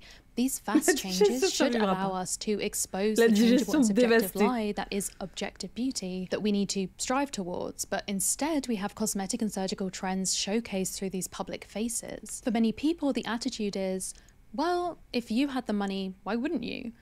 I feel like this is worth pausing and thinking about for a second, really thinking about this. The idea that the only reason not to get surgery, or at least injectables or one of these non-invasive procedures to alter your body and face, is just cost. The assumption that the pursuit of beauty is mandatory within your means. How to look good naked, the alternative. The 2000s seemed destined to be the site of nothing but mean-spirited and shaming shows. C'est ça, mesquin et honteux. C'est vraiment ça. Les années 2000, mais je vous dis, c'était de la merde. Vraiment quoi, vraiment. Using punishing makeovers for entertainment. But then, out of the haze, came one gay man to the rescue. Gok Wan burst onto our screens as the host of the show How to Look Good Naked. Bah alors c'est ça, belle toute nue en fait. C'est ça en fait, c'est la version anglophone de Belle toute nue, avec William Carnimola, mais en version pas William Carnimola. A clickbait title, but full of promise. This was a British makeover show which first aired in 2006, centering around an insecure woman who goes on a journey to be more confident in her body. She gets flattering clothing and underwear, a makeover, a sexy photo shoot, photos of which get displayed in public, and passers-by positively comment on how beautiful she is, and it makes... Sa dégaine à lui, c'est tellement les années 2000. Enfin, genre, vraiment tout. La cravate rouge, le petit blouson, la mèche blonde, wouh! The one realised that her perception of herself doesn't match the public perception. She was beautiful this whole time. She just needed a fairy gay mother to tell her that she too could be fierce. At the end of the episode, the woman walks down a runway in front of her friends and family, often in a shopping centre for some reason, and then she confidently strips naked on stage. So actually maybe it wasn't a clickbait title after all, they actually do get naked in the show. These makeovers weren't about weight loss, they weren't about cosmetic surgery, they weren't about pointing out flaws or selling diet plans or punishing workout routines. The women in the show weren't shamed for their bodies or encouraged to change them at all. It was about learning to see yourself as beautiful, to feel confident in your own skin. This show is feel-good and heartwarming and inspirational, and when I first started researching this video, I added it to this list as a sort of like series that might be good to use as a counter to these alternatives that we've been talking about from the 2000s. This is the kind of show that we should be pushing for, right? You don't need to change, you're already beautiful. Except I think it does us all a disservice to stop here. Because the premise of this show, that every woman is beautiful, isn't it ultimately just reinforcing the idea that our sense of self-worth, our worth in general, is indeed tied to our appearance? Instead of working to expand our cultural ideas of what is seen as beautiful, do we need to go further and dismantle them entirely? Uplifting people's confidence around their own desirability and beauty as individuals is a powerful thing, but what happens if we examine or even reject the concept of ugliness and beauty Body itself? neutrality, mais c'est ça, ouais. More importantly, what if we reject the moral implications attached to it?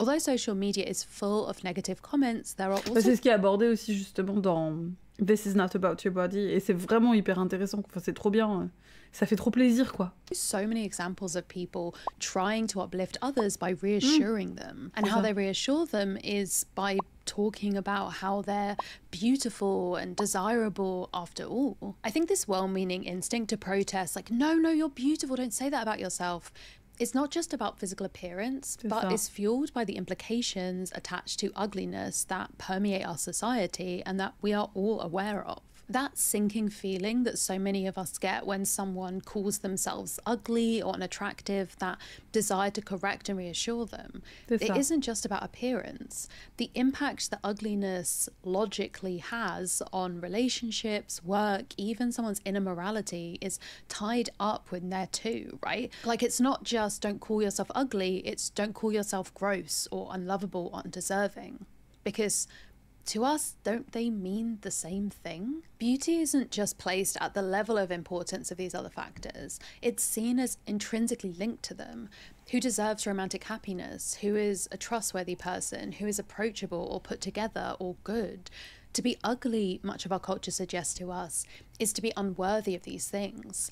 And so when we say everyone is beautiful in their own way, is that based on a genuine belief in universal beauty, or a genuine belief that everyone is worthy of the things that ugliness might keep from us? At 15 years old, I decided I was ugly, and then I realized ugly people get married and ugly people live fulfilled lives. Now, when I tell that on a stage, I will say, excuse the crassness of the thought, I was 15 years old, and I would phrase that very differently now. But it's because, like, in the world of body positivity now, we've only really got as far as saying everyone's beautiful. Even me saying you are more than a body is a bit too far. But me actually saying, oh, ugly people live fulfilled lives and get married and have successful jobs all the time is a really taboo thing to say, but ultimately that was the thought that liberated me. And so How to Look Good Naked doesn't challenge the idea that ugly equals bad. Instead, it tries to expand the definition of beauty. If everyone is beautiful, then no one is ugly, and if no one is ugly, then no one is bad. By failing to challenge that final notion that unattractiveness is bad inherently, How to Look Good Naked ultimately upholds the systems that it seems to be trying to critique. Ugliness and beauty are moving targets. Oui, bonheur égale mariage, alors que going to vraiment... become ugly at some point or be perceived as ugly by some people, whether because of aging or weight changes or any number of factors. We need to be able to perceive ourselves and other people as ugly and valuable, ugly and good, ugly and worthy. Bah, bonheur égale divorce, bonheur égale non-mariage... Enfin, en fait, c'est même pas tant ça, parce qu'encore une fois, l'idée, c'est pas de remplacer des injonctions par d'autres. Bonheur, c'est se sentir libre dans une relation et de l'exprimer de la façon que tu veux. Surtout ça. C'est-à-dire que si tu te sens obligé de te marier parce que tout le monde le fait, et voilà... Mais c'est de la positivité. Bah, c'est ça, tout le monde il est beau, tout le monde il est gentil, un peu. En fait, c'est pas ça, c'est que de toute façon... Et qu'est-ce qu'on fait des gens qui sont moches? Et encore une fois, bon, ça questionne les valeurs de beau, de moche, tout ça, c'est très relatif, mais l'idée, c'est pas de... Oui, c'est pas de remplacer une injonction par une autre, mais c'est surtout d'être dans des relations épanouissantes, en fait, finalement, quoi. C'est ça surtout le truc. C'est... Oui, mais pas de relation non plus. Va dire qu'encore une fois, c'est une relation épanouissante, soit avec toi-même, déjà, dans un premier temps, avec quelqu'un d'autre, mais c'est certainement pas d'être nécessairement en couple, quoi. Mais le fait d'être en couple, mais pas uniquement hétéro, hein, ça reste un sacré bail. Mais là, ça rejoint effectivement ma lecture de Nos puissantes amitiés en ce moment, mais... Surtout quand tu te rends compte que beaucoup d'études relatent le fait que, bah, par exemple, une relation hétérosexuelle, c'est quasiment de la mise en danger pour les femmes. Tant d'un point de vue physique que d'un point de vue psychologique. Il n'y a absolument rien qui normalement devrait nous pousser à ça, c'est-à-dire que en général c'est plutôt détrimentaire qu'autre chose, quoi. Pas toujours, évidemment, mais dans beaucoup de cas, ça va aussi laisser des séquelles après durablement, quoi. Donc, bonne nuit Vanille, des bisous à demain. Donc voilà, sacré merdier. On est à 1h09 et 52 secondes. Donc il reste grosso modo 20 minutes. Look like. Is it possible to build a post-beauty society? Ugly liberation. So the place we're starting from here Libération LED. is that the everyone is beautiful positivity type movements for acceptance aren't enough. Because one, it doesn't break free of that system. In fact, it reinforces that beauty is important rather than abandoning the idea that beauty is a thing that makes us valuable or should have any impact at all. And two, it's a sentiment which creates a supposed equality of beauty which doesn't exist in reality right now, with how people are treated differently due to their appearance. So what is the alternative?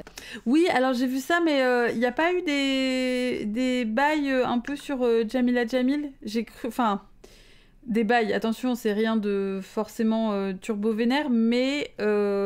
putain, ça remonte et j'avais pas noté, mais il me semble qu'il y avait des trucs... Ouais, bah, tu vois, Naboozer, c'est ça, c'est compliqué, ouais.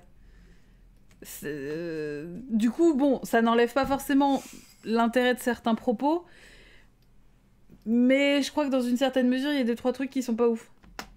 For lack of a better term, it feels like what I'm searching for is ugly liberation or ugly neutrality. And I did search. I tried using the language of other appearance-based movements, fat lib or body positivity, for example, and replacing those focuses with the word ugly. And basically nothing comes up when you search.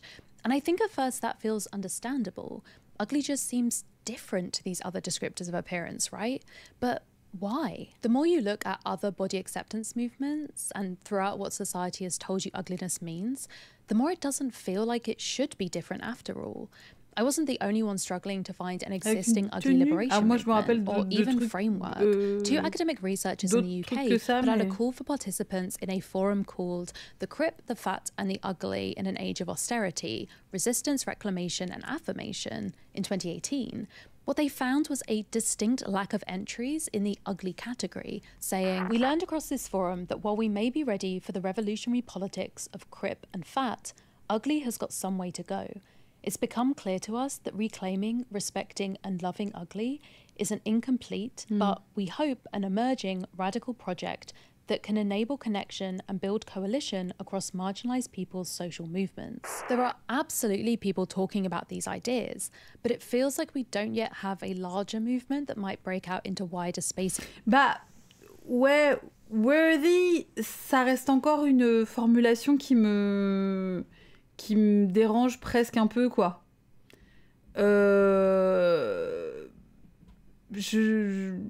Ouais, c'est ça, enfin, c'est-à-dire quoi, c'est ça, all bodies are made of flesh, enfin, tu vois, genre... C'est parce que, en fait, cette formulation-là, elle me fait presque penser aussi à... je sais pas si vous vous rappelez qu'il y a eu ce mouvement-là, on vaut mieux que ça.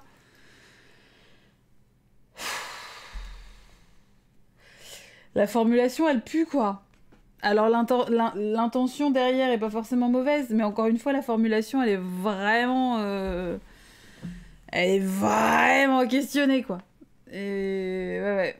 All bodies are, et puis voilà, oui, c'est ça, en fait. C'est vraiment ça. Peut-être qu'on peut ne même pas mentionner les corps, enfin, merde. Arrêtez. Mais c'est... Enfin... ça rejoint ce truc de I do not wish to be perceived. Il y a vraiment ce truc où des fois j'aimerais vraiment juste une espèce de petite boule luminescente qui flotte dans les airs. Et voilà. Et juste vous entendez le son de ma voix, mais vous ne me voyez pas. Cela dit, c'est ça les streams du matin. Mais tu vois, c'est vraiment ça. I do not wish to be perceived. Et de temps en temps, putain...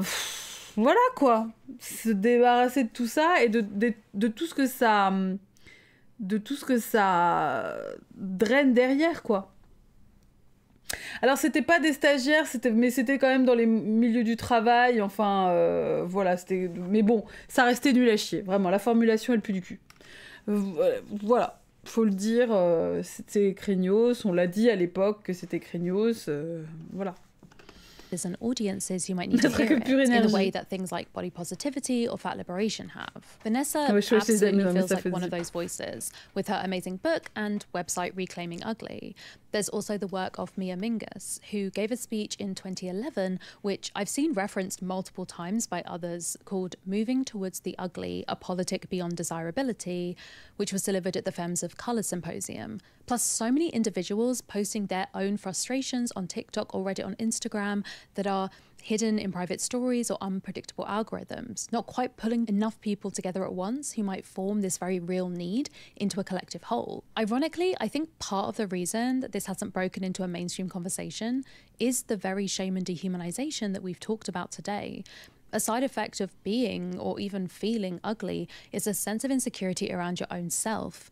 In that position, is any wonder that people feeling this way aren't collectively declaring their own worth in a wide public forum? But existing movements may already hold the keys to what a widespread concept of ugly liberation could look like. Another prominent voice talking about ugliness is Deshaun Harrison, whose work leaning into insecurity and ugliness as an essential politic was published online in 2020 and actively connects the ideas of fatness, desirability, and ugliness, specifically addressing this question of insecurity. For as long as I can remember, I've been taught that insecurities are something to be afraid of, to be ashamed of, to run away from. Taught that the way I felt about my body and my being was my own moral failing, and therefore my own responsibility to hold. I've been socialized into believing that if I was insecure, then I was weak, incapable, or ugly, and that all of those things were bad things to be. I internalized that. I believed for a long time that I was ugly and incapable and weak, and I internalized the shame and fear associated with those things. It was when I developed a politic around fatness, desirability, and ugliness that I began to form a different relationship to the aforementioned terms and the reality of living with them. So what might Et puis c'est la question aussi de la place de la vulnérabilité et tout, mais ça c'est un bel. Acts of ugly liberation or looks neutrality look like? Could it mean not taking action to improve or maintain our appearance by altering it to match an idealized standard of beauty, freeing up time and money previously spent on products and treatments and processes, not engaging with the marketing push for anti-aging, anti-wrinkle, anti-fat, anti-blemish, anti-marks promises to boost company profits with new insecurities to be solved with their particular products? Maybe we have to actively push back before a kind of neutrality is achieved, to engage directly with how arbitrary these ideas around ugliness and beauty really are. Is there potential in the idea of this TikTok, for example, turning the tools of beautification on their head to expose and ridicule their proper use? Some guy said no one would ever love me because of my yellow. Non mais ça, non mais RuPaul... Putain, maintenant que j'ai appris cette histoire de fracking là aussi, au secours. Dolphin teeth, weird shaped nostrils, and creepy eyes. I love that. Here's the final look. I think I'm giving creepy eyes, weird nostrils, and yellow dolphin teeth to the extreme. Maybe we need to look at the ways different cultures engage with beauty to see if there might already be alternative ideas that can be explored here too. In Emma Dabiri's book, Disobedient Bodies, she talks about concepts of beauty from her Yoruba heritage, like the understanding of iwa or inner beauty being paramount. Character is beauty, as their proverb goes. Your words and deeds, your interactions with others, those are a real source of beauty. She also points out the potential of onsen and hammam culture in places like Japan, Turkey, and Morocco, communal sites which might give us a way to experience the power of being casual and comfortable with nakedness in a non-sexual context, as well as the familiarity it brings to a wide variety of body types, especially intergenerational bodies. And there are, of course, existing movements which engage with bodily liberation. I've mentioned them before. Body neutrality, fat lib, what lessons and ideas could be taken from their... Qu'est-ce qui s'est passé au niveau des sous-titres? Body neutrality. Body neutralologie. Qu'est-ce qui... What the fuck? What the fuck? Le fracking en plus du reste, vraiment. C'est genre... On top of that, quoi, comme s'il y avait besoin d'autres bails. Ouais. Fat lib, what lessons and ideas could be taken from their legacy and history? What language and imagery might we use as key components? Ça va, maman? Qu'est-ce que tu branles là? Tu t'énerves là? Ouais, il s'énerve. Of a new way of talking about ugliness. Mingness's 2011 speech, for example. Non mais attends, fracking. Ça dépend. Qu'est-ce que t'as vu? Qu'est-ce que t'as vu comme définition? Parce que Là, on parle d'exploitation du sol avec des gaz et tout, quoi. On parle... Il y a pas d'anus. Il n'y a pas d'anus dans l'histoire. Il n'y a pas de... Ouais, non, je sais que ça peut porter à confusion. Il y a plusieurs définitions. Et pas de soucis, n'a besoin de bisous, bonne nuit. Il n'y a pas de... pas le pegging. Pegging 18. Non, c'est autre chose, le fracking. Opens up the idea of magnificence as one option that encompasses the prior experiences of ugliness with the possibility of a future beyond that negative treatment. The magnificence of bodies that have been coded not just as undesirable and ugly, but unhuman. The significance of bodies that are understanding gender in far more complex ways than I could explain in an hour. Moving beyond a politic of desirability to loving the ugly, respecting ugly for how it has shaped us and been exiled, seeing its power and magic, seeing the reasons it has been feared, seeing it for what it is, some of our greatest strength. She expanded on what that positivity behind ugliness might look like, not just as a... Voilà, c'est balancer tout un tas de produits chimiques dans le sol sous haute pression pour en sortir du gaz coincé dans des petits espaces dans certaines roches. Le schiste, voilà, bien sûr. Fracture hydraulique. Oh ouais, non, c'est un sacré gros bail. On parle pas de pratique sexuelle, en tout cas, voilà. Let's get this out of the way. Theory or belief to push towards, but a reality already, ways the experience of ugliness is already beyond what we have been taught. In this case, specifically railing against one of the tactics I talked about in the Bulging Bride segment of this video, the lie that only beauty is lovable and desirable. Ugliness is a pathway to intimacy. You can't have intimacy without trust. on a déjà eu cette confusion sur l'avant-dernier live It Takes Two avec Mama. Quand je savais, c'est pour ça que quand tu m'as dit ça, je savais à quoi ça faisait référence, mais j'ai tenu directement à laver mon honneur, instantanément. You can't have trust. Mais pas de soucis, Lizzie. Écoute, tu rattrapes. C'est très intéressant, c'est très très intéressant. Pas évident comme sujet, évidemment, mais très intéressant. In order to be vulnerable, you have to reveal parts of yourself that are dismissed as capital U, ugly. I give these initial suggestions not as an exhaustive list, but as a provocation. But... Ah non, mais pas de soucis, Litsen. Non, mais alors, il y a zéro souci. Hein. L'idée, c'était pas de dire well, actually, ton exemple, il est horrible parce que la meuf, elle craint. Non, pas du tout. Mais c'est juste... dans ces moments-là, j'aime bien dire quand je me dis, il y a peut-être un truc... Bon, déjà pour toi, parce que c'est quand même effectivement important. Mais surtout, pour pas laisser passer le truc... Non, en vrai, il y a zéro souci. Oh là là, pop.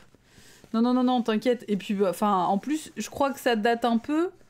Puis c'est juste tant que tu vois pas l'info passer des Solidsen, c'est le ban. Aïe. C'est con. Ah, on t'aimait bien, mais non, ça ne suffira pas. C'est une fin de tournage pour Litsen. Non, mais bien sûr que non, mais t'inquiète. Après, encore une fois, ça veut pas dire que certaines choses qu'elle a dit ou fait sont complètement oubliées. Enfin, tu vois, il y a pu y avoir quand même des trucs, et effectivement, je sais qu'elle a été vocale sur certains sujets. Mais du coup, c'est vrai qu'il y a probablement des gens qui défendent les mêmes choses et qui ont moins de bail, finalement, quoi. I'm not ignorant to the fact that engaging with these kinds of practices is hard, actually. T'as pas dû voir passer le message, mais elle fait la promotion du thé détox. Allez, let's go. C'est le thé qui file la chiasse, là. Les smoothies détox, là. Oui, plein de gens. Alors, et puis les gens... moi, j'avais vu la vidéo passer sur le fracking et tout machin. Moi, je pensais justement que c'était une pratique sexuelle ou que c'était pas un truc aussi vénère et sérieux que ça, quoi. Genre, vraiment... tout le monde a des trucs shady, Lady Azura, c'est un peu ça. Hein. Alors après, bizarrement, en général, quand c'est des meufs, c'est quand même un peu moins vénère. Voilà. Bon, moi je dis ça, je dis rien. Mais oui, ça chie. Ça chie. Voilà. Ça schiste même. Practically see the squirm of awkwardness on people's faces when you reassure them that you're honestly okay with not being called pretty. Most of the time, they either rush to reject my statement or they think I'm fishing for compliments. The third option, that I'm okay with saying what I do about myself, is seldom considered. Indeed, it never seems to be an option in the first place. If people are discomforted by the idea of someone calling themselves ugly at all, if our instincts are to rush to deny their reality, it will be psychologically hard to shift those instincts, as well as our deeper thoughts and engagement with the topic. Pas la destruction de la planète, on juge, hein, Max, ça bien sûr. Rules so much of our lives has a fear of oui, non, mais vraiment, mais ça va avec le... Et en fait, donc on en parlait avec Mama la dernière fois en live, et du coup elle m'a envoyé la vidéo après, j'étais là, mais putain, mais je l'ai vue plein de fois cette vidéo. Sauf que j'étais pas... Ouais, oh, the fracking, et genre... Et en fait, moi, je suis pas allée voir fracking en me disant ça doit être un truc d'exploitation du sol à base de gaz de schiste, ça. Parce que c'est évidemment pas ça que tu te dis. Tu te dis juste que, bon, c'est un dos un peu saucy, mais pas un truc aussi vénère que ça, quoi. Donc je pense qu'il y a plein de gens qui ont vu cette vidéo passer sans jamais vraiment s'arrêter dessus. Du coup, je suis contente d'avoir... j'ai été grave surprise. Ah, il y a zéro métaphore, Lady Azura, rien du tout. On est vraiment sur des bails ultra-capitalistes, turbo-vénères, anti-écologiques et tout. C'est pas du tout que son mec lui injecte des gaz dans le cul pour le faire péter et que c'est un kink. C'est vraiment... vraiment sur sa grosse propriété de gros bâtard, quoi. C'est vraiment le gaz de schiste. Ah ouais. Non, depuis tout à l'heure, dans le chat, on dit la vérité prum dug. C'est pas du tout une métaphore. ouais. C'est important, hein. Ouais. Enfin, c'est chaud, quoi. Ouais. Donc, compliqué. Et moi, quand j'ai su ça, j'étais là, ah ouais, donc ok. Parce que fracking, en plus, vraiment, ça sonne comme une pratique sexuelle un peu kinky machin et tout. Mais en fait, pas du tout. Oui, ça a un sens sexuel aussi, Nérol, bien sûr, ouais, mais pas besoin de ça pour péter un ex. Voilà. Vous avez l'info. Vous en faites ce que vous voulez. Vous pouvez la mettre dans un petit mouchoir et la mettre sous votre oreiller avant de dormir ce soir. Baked in. It's an easily exploitable lack or need that can make people a lot of money. As Dr. McCann, a cultural studies lecturer at the University of Melbourne, succinctly puts it, to suggest that there are universal ideals of beauty that transcend culture completely fails to comprehend the way that ideals of beauty have been constructed in order to be sold. Beauty makes us consume, but also makes us consumable. To reject that is powerful, but for good reason. It's so much a part of the background of our lives. There is real fear underlying all of this that I think boils down to the idea that ugliness and connection are incompatible with each other. The fear of ugliness in oneself is also the fear of loneliness. The experience of desirability not as a fixed aesthetic state, but the key to unlock stability, happiness, companionship, and love. While researching for this video, I found this everywhere in cries for help and reassurance all over the internet. The fear is so powerful that even when people have this loving romantic love already, like the brides in Bulging Brides or Myra in 10 Years Younger, who felt the need to apologise to her own loving husband for how she looked, they can't help but doubt. I met my husband Keith on a trade publication. For the first time in my life, I felt attractive because he made me feel that way. He told me repeatedly how he loved the way I looked, and still does. It's taken me 18 years and 4 children to believe him. And even now, I think he just might be one of those rare men who is more interested in inner beauty. The idea of ugly liberation is the idea that we can free ourselves from this fear by showing there is nothing to fear at all. But individual fears are not the only consideration here. It may not have escaped you that all of the people that I have mentioned in this segment as being important voices in this space, Vanessa, Michelle, Mia Mingus, and Deshaun Harrison, are people of colour. Most of them are queer, most of them are disabled. This isn't a coincidence. Our concept of what is ugly cannot be separated from these other aspects of marginalisation and liberation. It's for that reason that I think a key component of any discussion on ugly liberation or neutrality has to be uglification, a term that Rochelle is a genuine expert on. Her website Reclaim Ugly describes the term and its impact. Uglification consists of personal and cultural beliefs, behaviours, practices and laws that dehumanise people as ugly, undesirable, immoral and unworthy. It feeds, maintains and depends on oppression such as lookism, racism, ableism, sexism and homo, trans, fat and xenophobia. Unchecked, it facilitates, normalises and validates hatred, childhood bullying, workplace exclusion, criminalisation, medical neglect, violence, exploitation and more. Ugly is a thing that is done to you. Uglification is a behavioural practice that we are socialised and coerced into. Clairement. Uglification is a cultural and systemic pastime that was created to justify exclusion, oppression, colonization, slavery, incarceration, and so many other forms of violence. C'est This bien vrai, reframing putain. of ugly as a verb, something that is done to you rather than an adjective, something that you inherently are, is incredibly powerful. But vitally, it is a much more accurate way of talking about the realities of ugliness today. In some cases, uglification is a deliberate tactic to make marginalized groups seem dangerous, undesirable, or inhuman even. Think about the images of blackness constructed in minstrel shows, or the exaggerated, often animalistic anti-Semitic cartoons of the 30s. In other cases, existing prejudices distort marginalized bodies and behavior into ugliness because of the disgust already focused on that group. A trans woman, for example, may be desired by a cis straight man when he thinks that she is also cis, but when her trans marginalization becomes known, she becomes uglified in his eyes, suddenly now an object of disgust and abuse, and in some cases even escalating to deadly violence, even though nothing about her or the way she looks has changed. She didn't become ugly, she became uglified. Seeing ugliness through this lens exposes even more clearly how subjective, flawed, and ultimately harmful it is. It's a social construct that is forced upon someone rather than an embodied truth. The 2000s TV shows that I've looked at today are essentially internationally broadcasted uglification. I think it also exposes how understandable it is that many marginalized people in particular seek to attain beauty and reject ugliness. Mingus gave an interview in 2018 about that 2011 speech expanding on her ideas. It's really hard and it frustrates me every day that the queer community is obsessed with being desirable, but I also understand why people chose those things. There are so many reasons that we choose them. Our survival, our pain, our trauma, the capacity it takes to actually be with undesirable. Ouais, j'avoue, moi aussi, je suis là en mode waouh. Waouh, j'ai envie de réfléchir là-dessus si fort. Je trouve ça trop intéressant. En fait, en plus, je trouve que ça, ouais, ça se link avec plein de trucs qu'on a lus ou des trucs que je lis moi aussi à côté où je suis là. Ah ouais, putain, j'avoue. And ugliness is really hard.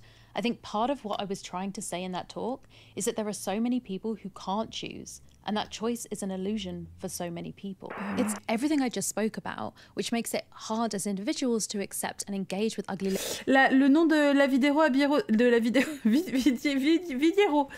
c'est Ugly is Evil. Bah, il y a le lien de sa chaîne ici. Ugly is Evil, the Dystopian Legacy of the 2000 Makeover TV. Mais voilà, toute sa chaîne est là. C'est très intéressant. Je suis ravie d'avoir choisi cette vidéo, dis donc. Liberation ideas.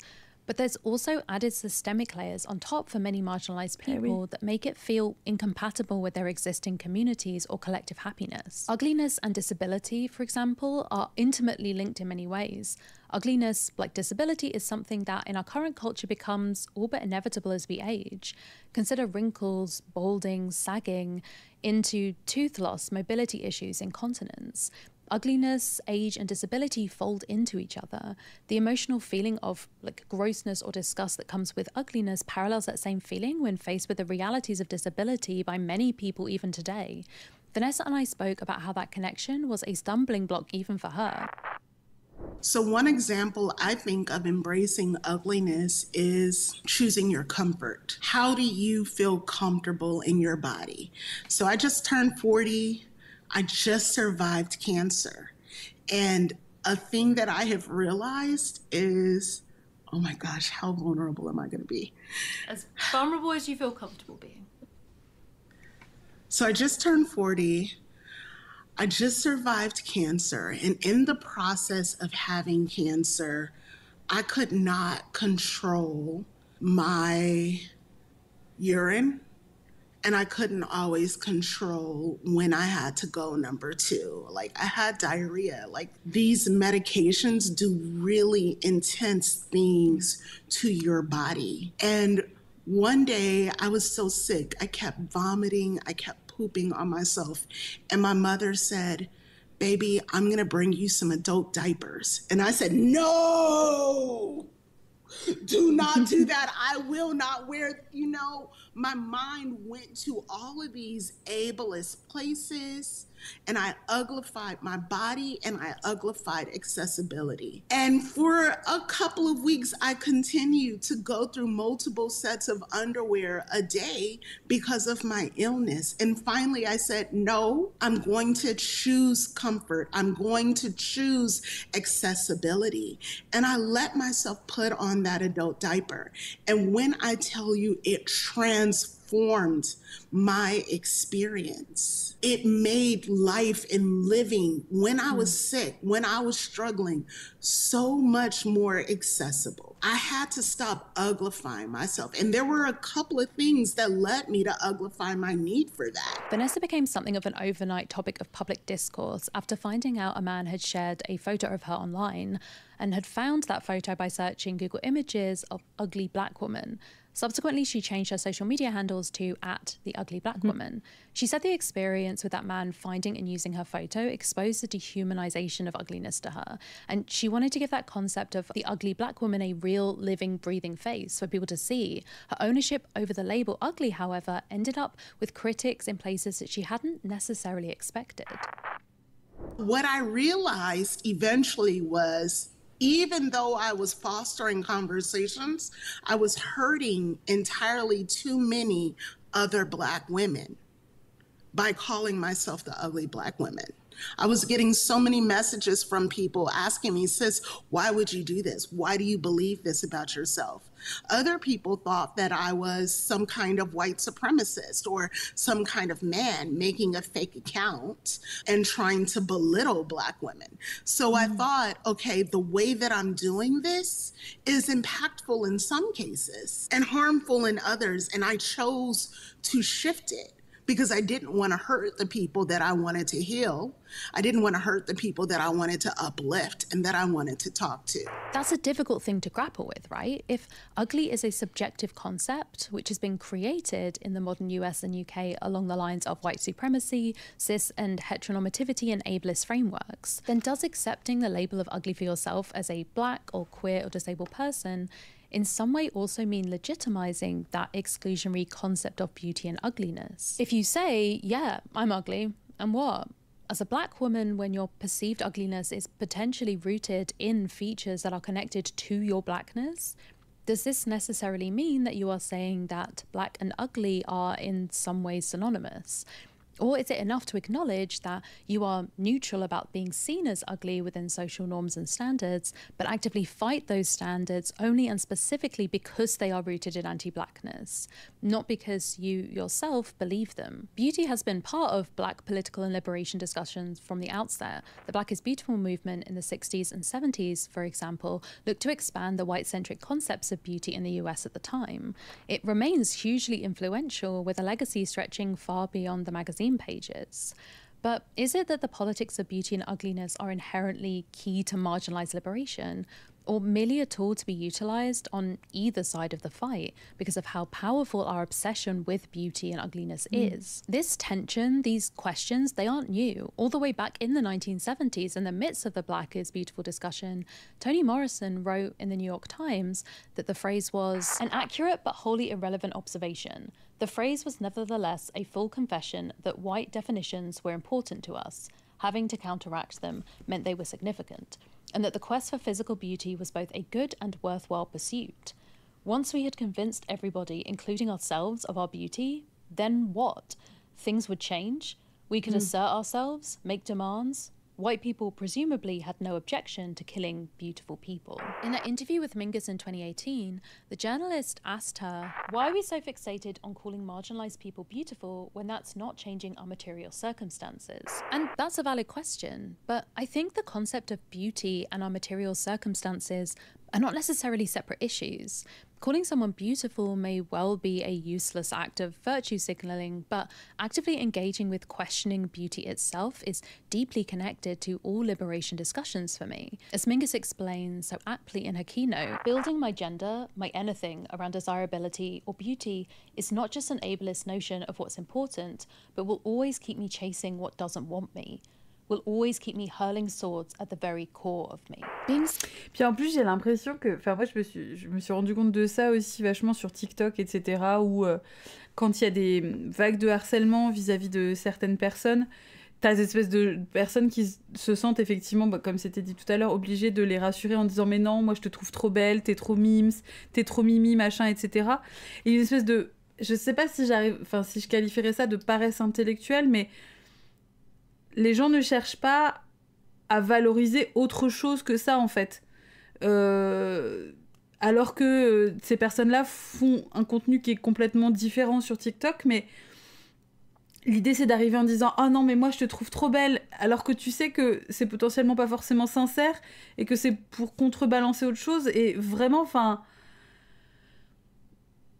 C'est pas ça le sujet, quoi. Enfin, c'est encore une fois vraiment... c'est pas le compliment que vous pensez que c'est, quoi. Et c'est le fait de pas chercher à réfléchir, à valoriser autre chose et à s'intéresser suffisamment à la personne pour qu'une autre caractéristique positive nous saute au visage, quoi, au final. Seen as beautiful might be a short-term balm or an individual triumph, but at what cost? I came into this video while still working on my last one around disfigurement, imagining that I'd end it with a strong rallying cry for an ugly liberation movement to emerge. And I do still think that the world would be a better place if it would. But as soon as I sat down to really think about the topic and shape my research, that strong rallying cry began to, as so many topics do when I write thousands of words on them, become more nuanced and complex. I don't doubt hearing Vanessa talk about the reactions from other Black women to her even just changing her Instagram handle name, but none of them will be able to come into these discussions without racialized trauma specifically connected to the word ugly. So I suppose the question then becomes, how do we create not just an idea of ugly liberation, but a compassionate and intersectional path to get there, in a way that doesn't accidentally have us be the ones uglifying other people in the process. Thank you so much for watching. I would love to hear your thoughts on any of the stuff I've covered in this video. Bah, c'était bien, putain. C'était bien, madame. Bravo, Rowan.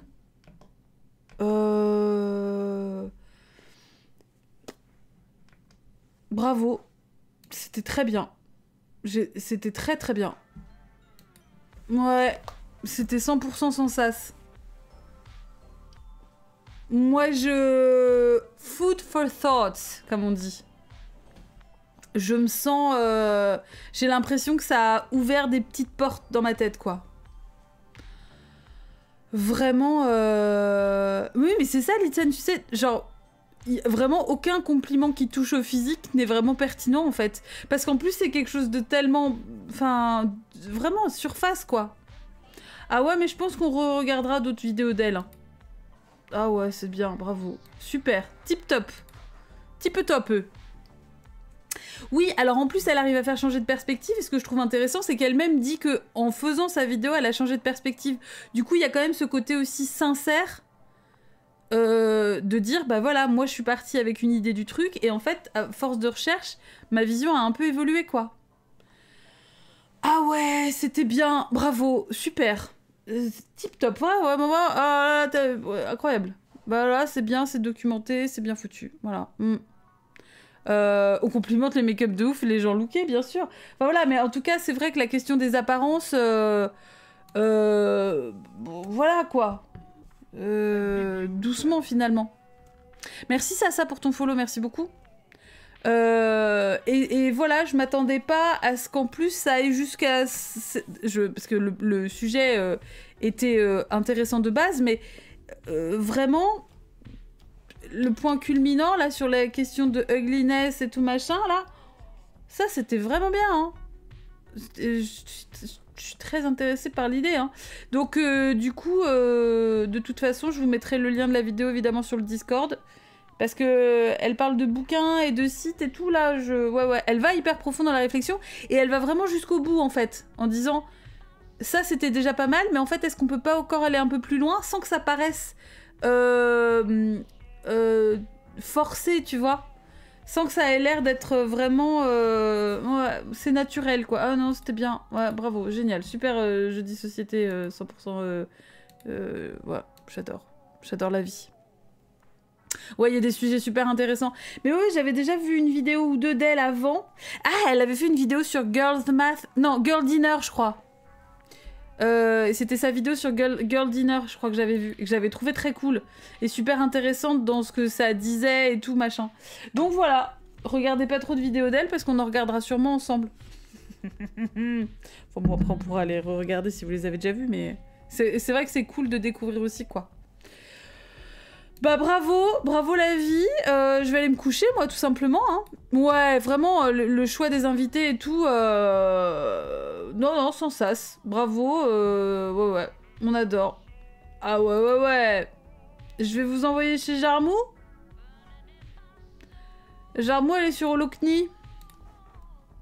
Moi effectivement, faut que j'aille faire dodo. C'est important. D'autant plus que... pourquoi je viens de voir un mec avec sa gamine? Au secours. Sa gamine sur ses genoux. Genre, bon, alors, je pense que c'était un Américain, donc il est probablement pas minuit et demi ici, mais mettez pas vos enfants sur Twitch, enfin, voyons. En tout cas, merci encore à vous pour ces discussions passionnantes. J'ai pas pu tout lire, vous savez bien, à chaque fois, parce que bon, sinon on aurait fini encore plus tard que ça. Mais c'était quand même vraiment super intéressant. Bravo, merci. Demain, Cabernet. Sauvignon? Non. Jeu. RPG. Vampire. Brian David Gilbert. Samantha Béard. Tout ce que j'aurais à dire. Bisous tout le monde, à demain!